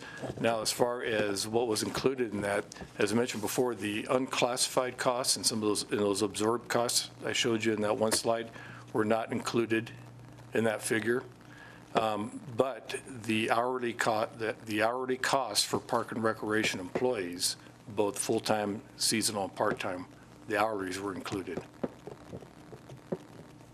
That was in that $17,000 figure that I showed you under expenses. Right, they were included. They were included. What was excluded then? What was excluded were the unclassified cost, the salaried employees. And what was that dollar amount? That was about $40,550, I think. So if we put that into it, add that 40,000, there's not a, what this says. You would be in the hole. Okay. Yep. So if we look at the whole picture. That's right. It's a little different than what this paragraph says. That's exactly correct, yep. Yeah, and in fact, I was going to go there. I read these a little differently, and I'm glad you brought up that it's not actually profit, because when you take out the subsidies, we've got a $50,000 loss for 2014 and a $95,000 loss for 2015, not including the estimated $70,000 a year in additional time, which brings up to $120,000 in the first year, and $165,000 loss, total operating loss for the second year. So this isn't even close to being a moneymaker. And let's not forget, too, that the original $75,000 seed money that was given to the fair by the city was a debt that has not yet been forgiven, so that's still on the books and still owed. That is correct, and I think you'll find that, probably at least throughout the region, maybe, mainly except for the really big state fairs and such as the Iowa state fairs, those really large ones, you probably find very few of these type of fairs, particularly at a county level, that aren't heavily subsidized in some manner. Okay, so if you look at the next slide, is basically what could be a proposed budget for the 2016 fair. And the difference between this and the slide I showed you before is that I added, because I know there has been some questions about why we don't charge a gate admission, so I added admissions to it. That is based on 17,000 admissions, knowing that there would be some free admissions, young children, maybe senior citizens, about 17,000 paid admissions at an average rate of maybe $3 per person, based on, again, if there's a adult, family, youth, or senior passes. Again, this is just all a little bit hypothetical.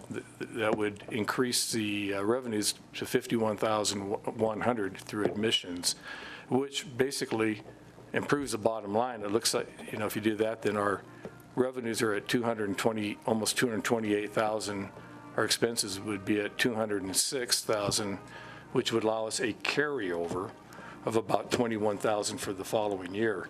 Now, there's a caveat to all that, and again, this is where we're going to be discussing in more detail in the next item, is that, as you know, we're going to have another event in the community called the Nevada State Fair, and that's going to be held about 5 weeks before our fair. And so we do have competition. We have competition for attendees, for fair goers. We have competition for sponsors and advertisers, and so this would be that if everything carried over from 15, where we're the only fair in town, to 2016, of all those revenues carried over, I think that might be an erroneous assumption to make, that we would do as well, I guess, couch it in those terms, that we would do as well in our revenues in terms of sponsorship, advertising, and probably fair goers, knowing that we had a fair right before ours, about 5 weeks before ours. Question. I guess my confusion is why we weren't aware that there was a state fair contracted with prior to this fair and its date. So that's a really good question, because we weren't aware that the Nevada State Fair was interested in coming to Carson City at that time. We weren't contacted by the Nevada State Fair LLC until late in 2015, like December of 2015 or November. Okay. Let me ask, if staff was approached that they were coming here, it could be, to grant them or give them the permission to have that, why wasn't it brought to us first before? At this juncture, right now, I don't think we have any say in this matter at all, because they've already got the permit to hold the state fair. They're going to do it. Whereas if I understand how the issuance of this events is, staff has not the authority, but they can move things around accordingly. You could have put this after the fair at Fuji Park, not before. Could you not have done that?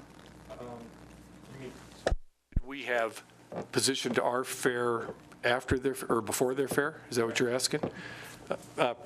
Realistically, probably not. Fuji Park is a heavily used facility with special events, and it's very difficult to find a window of opportunity that doesn't have some type of event going on down there in the weekend to hold a fair.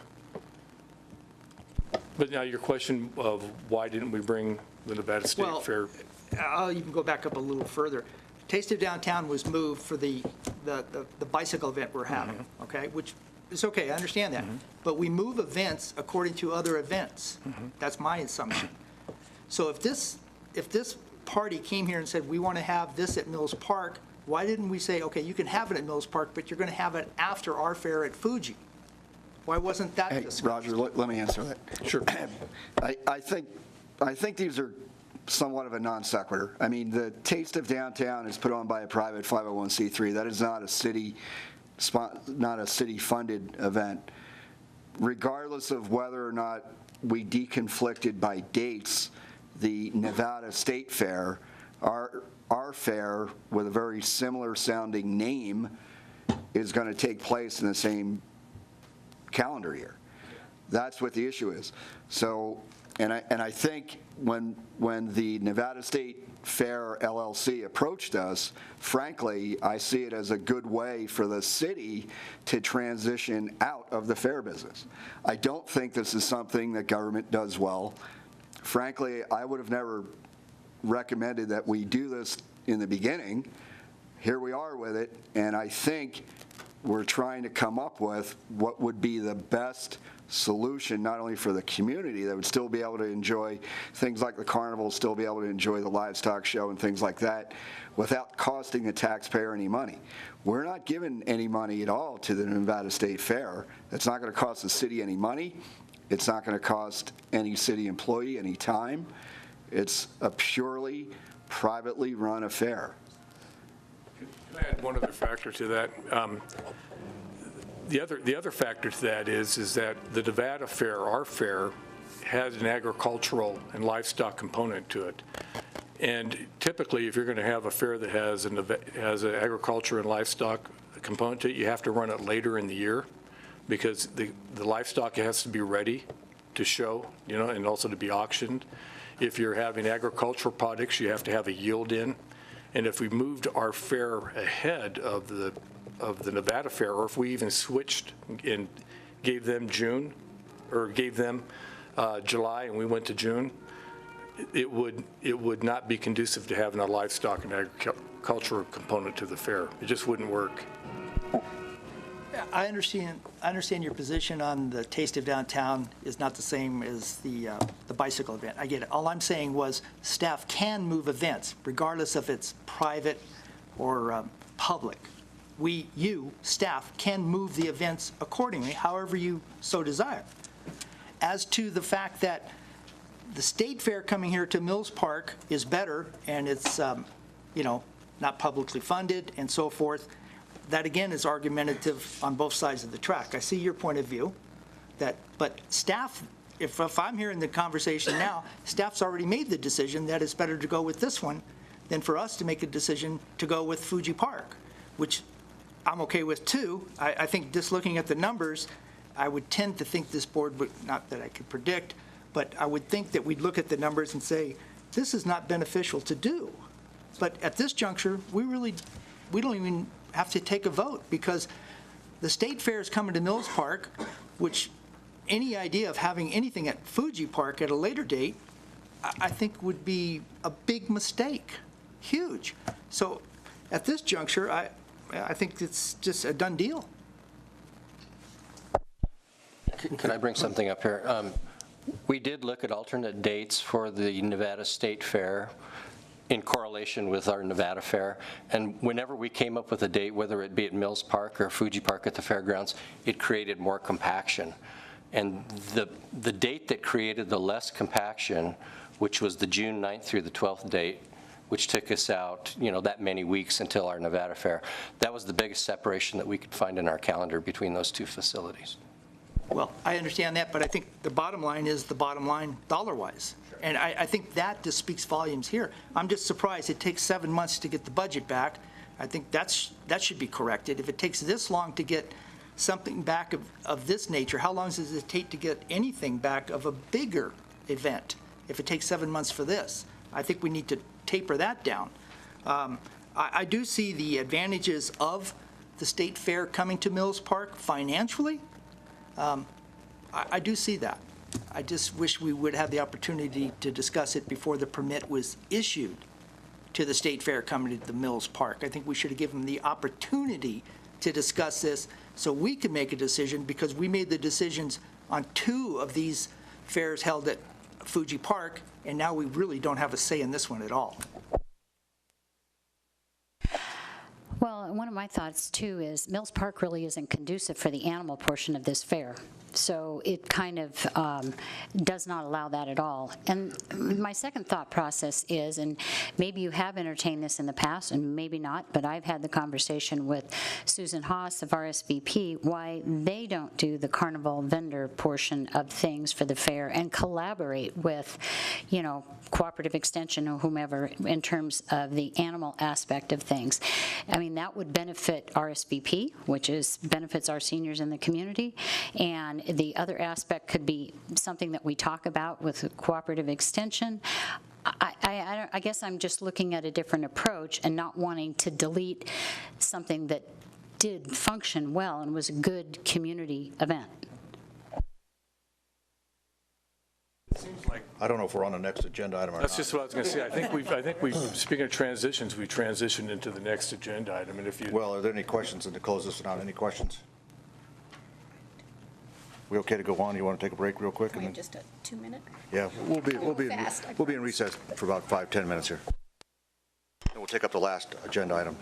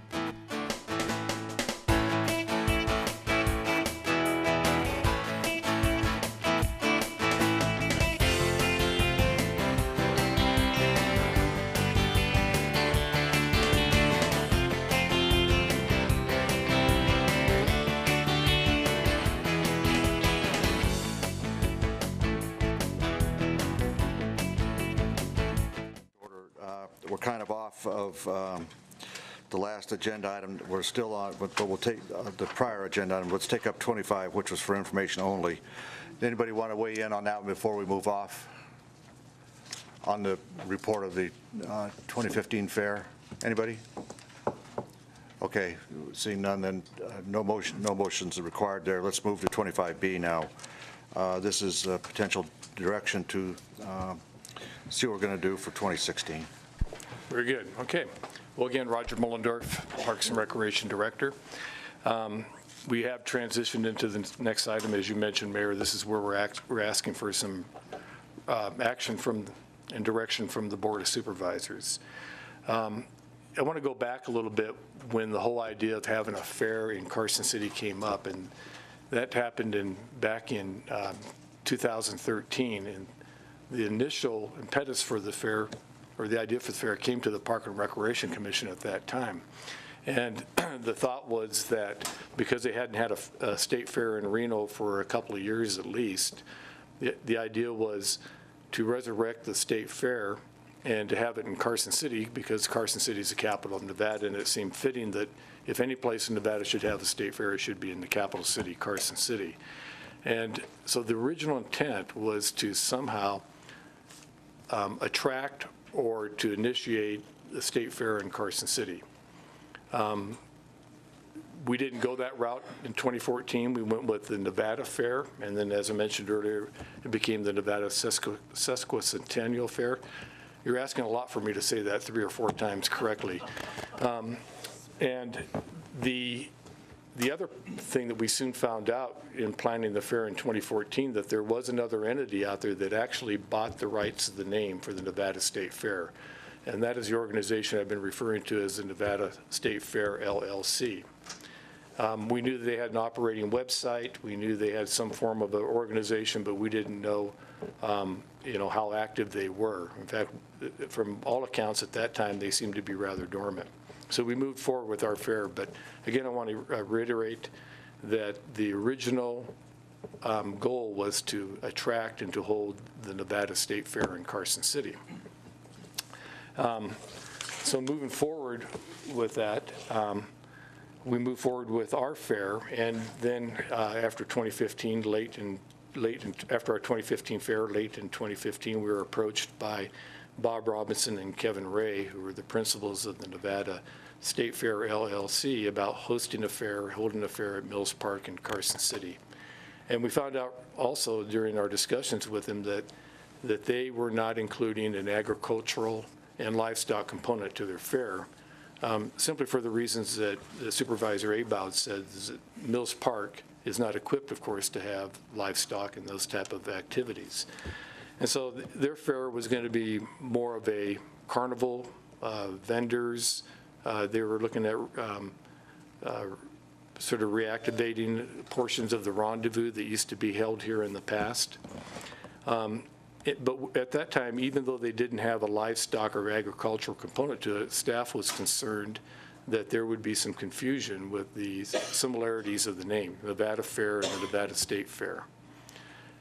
Yet, we really didn't feel like we had, a good reason to deny their request to use Mills Park as a community-wide special event that would be a good event for the community.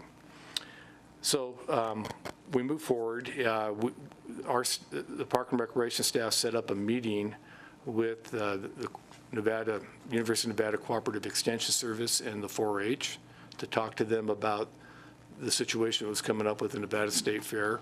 Our initial recommendation or question to them would be, if we downsized our fair to basically a livestock or agricultural fair and held it at the same time, would they be interested in participating in that, or would they actually be interested in even running it? And at that time, they felt like they didn't have the resources to conduct a fair in 2016.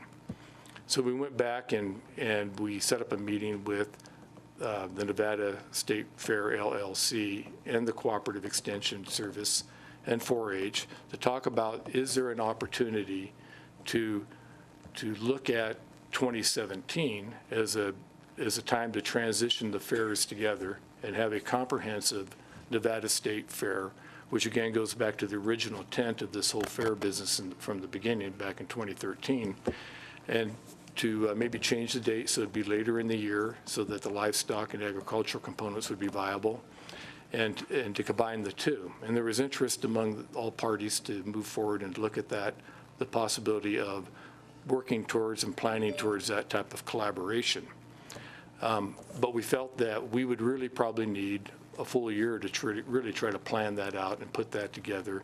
So the idea would be that we would discontinue the Nevada Fair. Our recommendation would be that we would discontinue the Nevada Fair and really put our efforts to trying to plan a comprehensive fair for 2017. So this is why we're bringing this to the board today, making that recommendation that we move forward in that manner. I think Nick summed it up really well just a few minutes ago, talking about, you know, the viability of the fair, moving it out of the city-run operation, and moving it more towards a private sector operated fair. Even though it is a nonprofit organization, it is a private nonprofit organization, and kind of relieving the city from, you know, from that responsibility of carrying out a fair, hosting a fair, which I agree with Nick, is that governments and local governments may not be best equipped to do, and put it in the hands of the private sector. So that is the recommendation we're bringing to the board today. So Brad and Jim, Karen's lights, I think that's how the lights went on. So Roger, our proposed motion is to direct staff to discontinue the Nevada Fair and to pursue a collaboration with Nevada State Fair LLC, Cooperative Extension, and 4-H. Can you elaborate on what collaboration means from the perspective of the city? Because I agree with your last comments, which is I want the city out of the fair business. So if you tell me that collaboration means we're going to be a partner, then I'm not in favor of that. If you tell me collaboration is that we're going to bring the table and everybody's going to sit around that table and talk about how the not-for-profits can run this, then I'm on board. So can you elaborate? Certainly, and thank you for asking that question, because collaboration does make it sound like that we're an active member in running the fair. What we really mean by collaboration is simply what you said, bringing the parties together, help facilitate the planning process of it, get all the parties talking together, and then we would provide the facilities, just as we do with any other special event.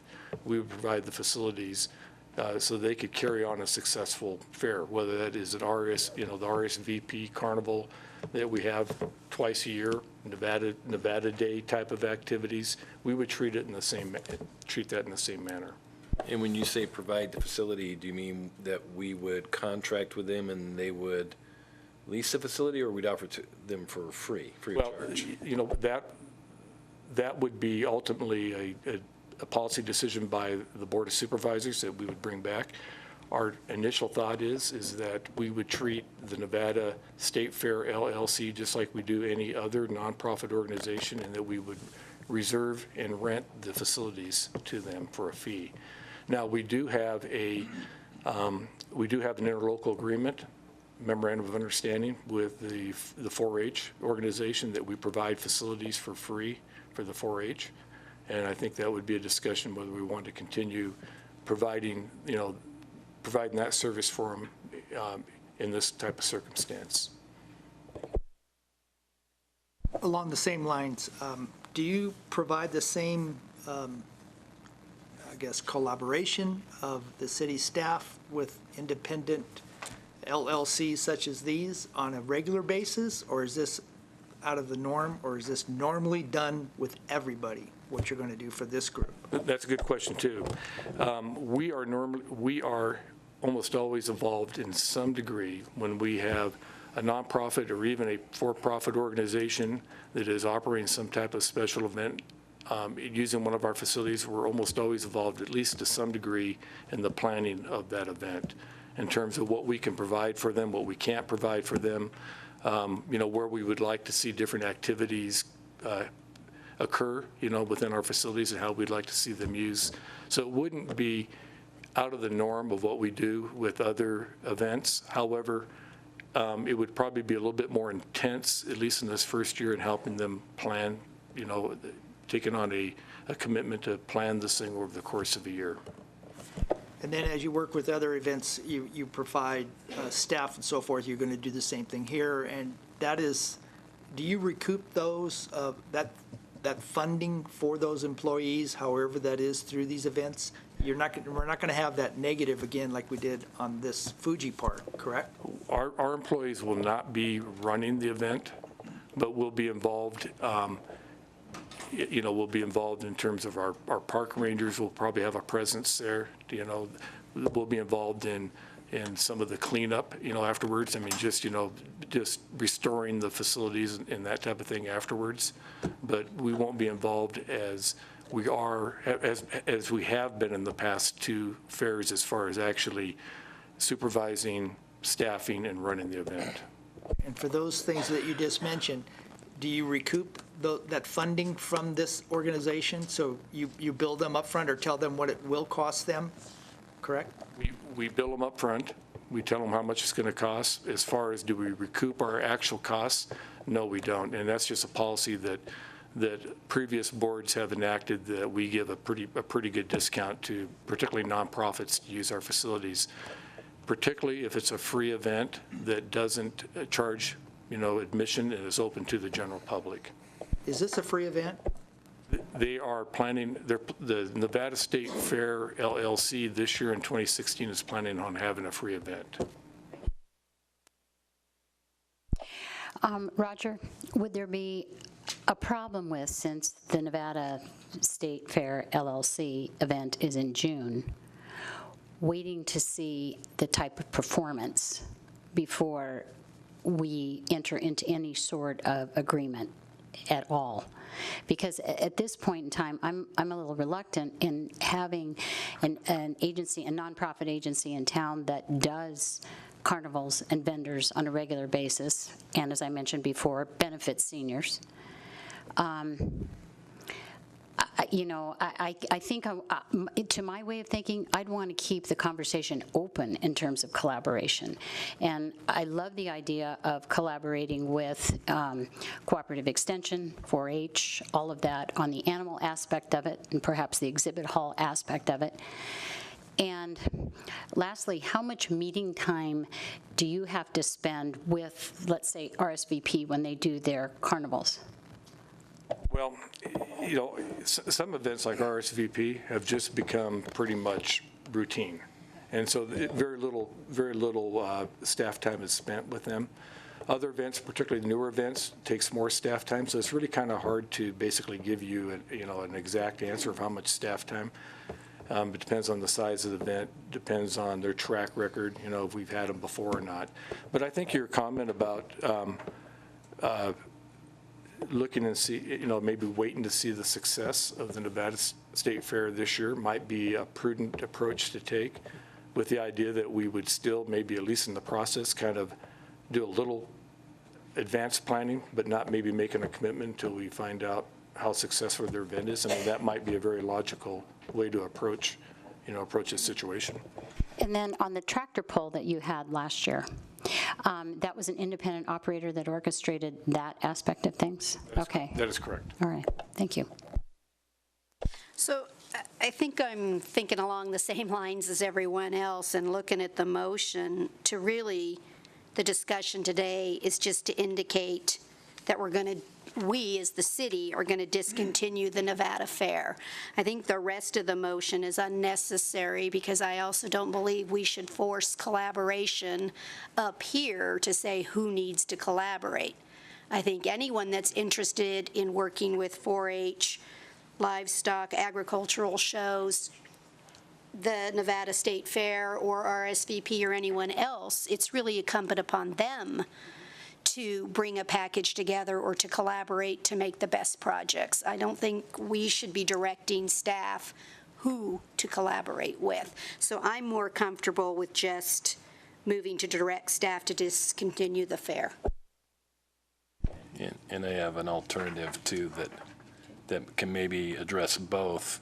And I'm not making a motion now, I'm just reading what I could make as a motion that might solve this.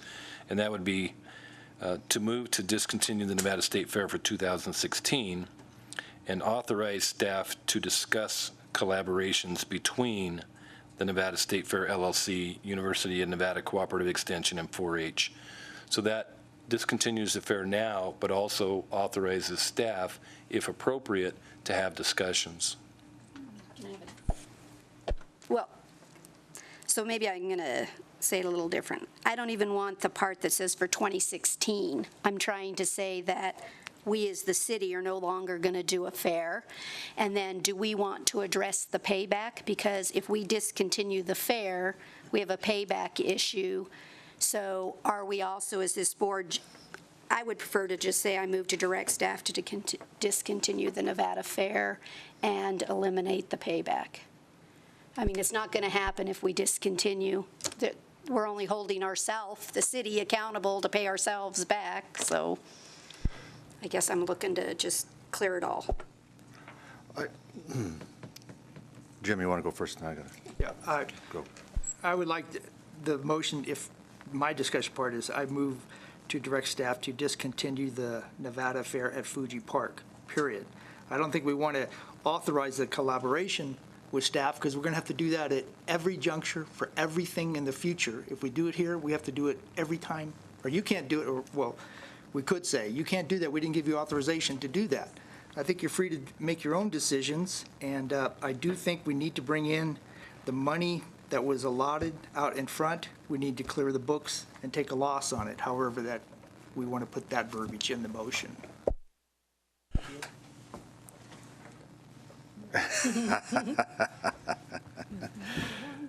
Well, let me start by saying this. One, I think that the Nevada Fair that the city put on was extremely well received by the community. I heard nothing but good things about it. And two, I do worry in a sense that as the world goes faster and faster, that we lose sight of the value of going back to,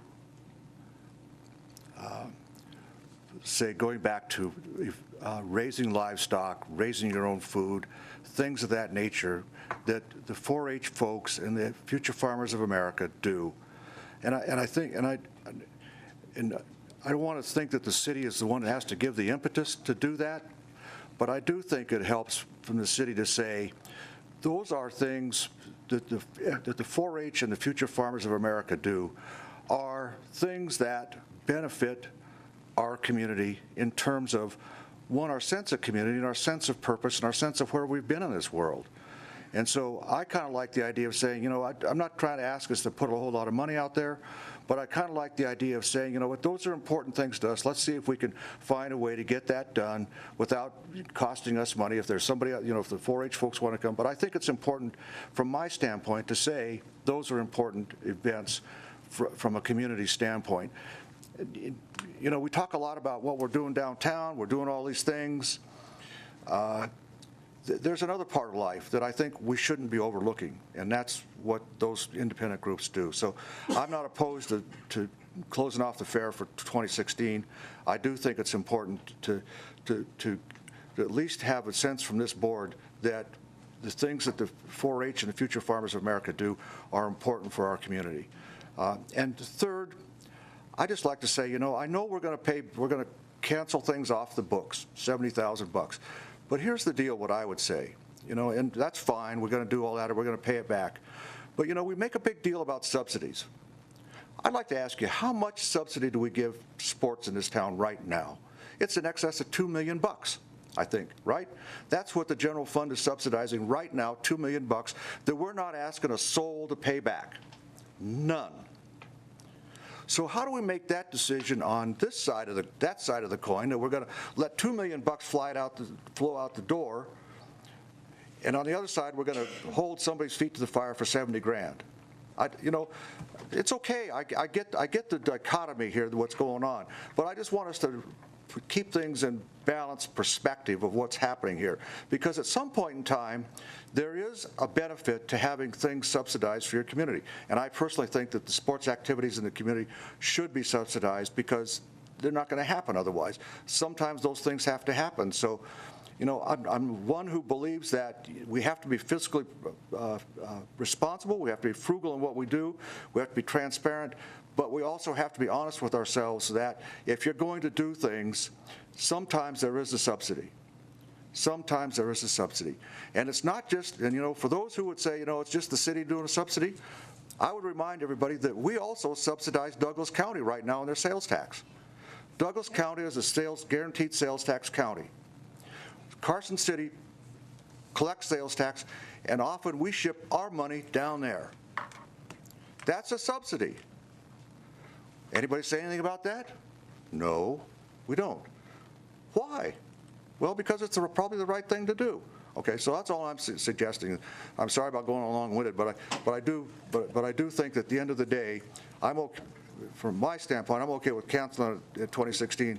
I just would like some statement from the board, and if the board doesn't want to go along with it, it's just my hokey-ass way of looking at things, that the activities of the 4-H and the Future Farmers of America with respect to the activities they do are an important part of what makes a community. That's what I say.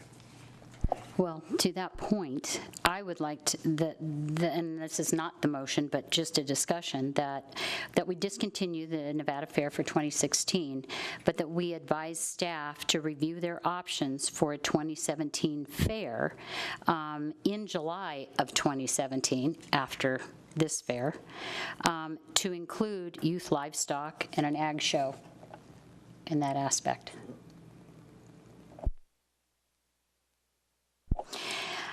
My thought is that we make the motion to discontinue the Nevada Fair for 2016 and to advise staff to review options for a 2017 fair in July of 2017, so immediately following this fair, so we can review and assess, and then, but that it include youth livestock and agriculture. Who's putting it on, though? No. Is the city putting it on? No. Kind of sounds. Review options. And I could add that this not be a city-run affair. Yeah, fine. I think you're forcing the staff to put in time and effort to put a fair together in July of 2017 and bring all the partners together.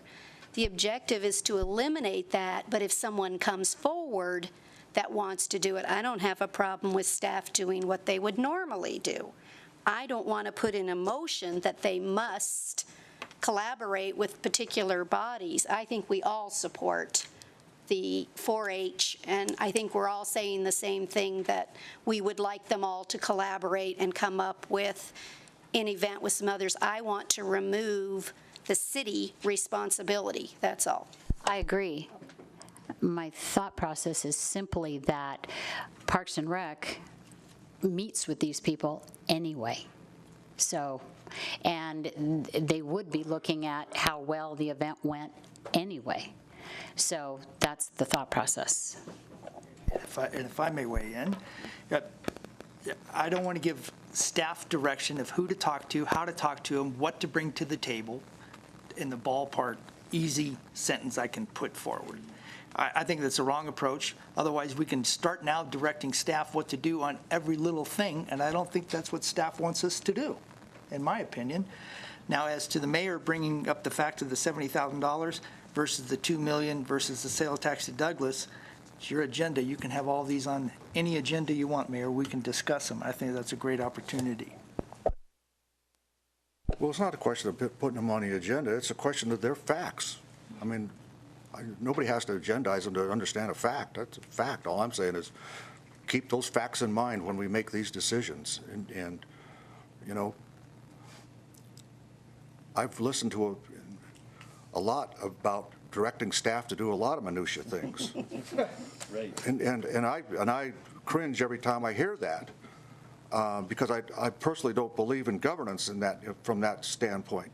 But that said, here's where where I would come down. I don't mind what the motion says, we're going to cancel for 2016, and then in discussion, I would just say, that's the motion. I'm going to say that from my perspective, it's important that the community not lose sight of the fact that the activities such as FFA and Future Farm and 4-H are important, and that's just in discussion. And then go from there. Try a motion. Try a motion. Okay. I move to discontinue the Nevada Fair, direct staff to facilitate discussions between the Nevada State Fair LLC, University of Nevada Cooperative Extension, and 4-H regarding future events that may or may not include junior livestock and agricultural shows, and move to forgive the $75,000 that is still on the books owed by the fair to the general fund. Read that one part one more time, just so I can. Well, what happened to your mind? Come on. I can read it back. I can read it back. Okay. Okay, hey, all right, listen to that. You can read it back. All right. Supervisor Bonkowski moved to discontinue the Nevada Fair to direct staff to facilitate discussion between Nevada State Fair LLC, UNCE, and 4-H regarding future events that may or may not include junior livestock and ag shows, and moved to forgive the $75,000 that is still on the books owed by the fair to the general fund. Now, that's the value of Granicus. I could live with that. Is that it? That wasn't Granicus, Mr. That was Mayor. you? That's the value of Kathy then. All right, all right, all right. I'll second it. All right, there's a second. Discussion's in order. I would like to amend that motion to say Nevada State LLC or others in terms of who they facilitate a discussion with. You're limiting it to one organization. The maker and the second have to agree to that. I would amend the motion so that it, instead of saying Nevada State Fair LLC, University of Nevada Cooperative Extension, and 4-H, I would change that to interested parties. Second that. Okay, the maker of the motion has made a motion, revised motion, amended motion. The second agrees to the amended motion. Further discussion on the motion as amended. How's that? Yeah. Discussion. Public comment. Here we go. I got a motion out there. Hello, Lindsay Chichester's Cooperative Extension and 4-H. And first, I just want to thank all of you for your support of our programs. Obviously, we're pretty fond of the youth and all the work they do as well. As was mentioned earlier by several, we are definitely in support of a 4-H and youth events. 4-H FFA youth event. But as was mentioned, this year is perhaps not good. We've got a big staff turnover going in our office, with me being new, hiring a new office manager. So for those reasons, we're in favor of waiting. But we, as was mentioned, will probably need the year to plan. Our office can no doubt pull off the agriculture component of it, both youth crops, plants, and whatever that might look like in the exhibition hall. But regular scheduled meetings would be very beneficial. So a year to plan to get our ducks in a row would be appreciative as well. So just to let you know, get it on the books that we are very much in favor of continuing the fair here. It was heard. We'll remind you. Thank you. Yes, sir. Hi, my name is Noah Jennings. I'm a citizen of Carson City, and I was involved in the fair last year, and I'd just like to reiterate the importance of agriculture. As the mayor said, agriculture, FFA, and also rodeo events that took place at the fair that were extraordinary for the community and really brought a lot of people that wouldn't necessarily be in the same place together. And Noah, I mentioned this to your aunt this morning. The NJROTC folks had a statewide, what do you call it, a meet? Yes, sir. It was the meet that really combined all aspects of our OTC. Yeah. Last Saturday morning and last Saturday all day, you would be, I know everybody here is proud of, but you see these young people, always write gig lines, no IPs, no nothing, pretty good. All right. All right, thanks. Anybody else from the public? Okay.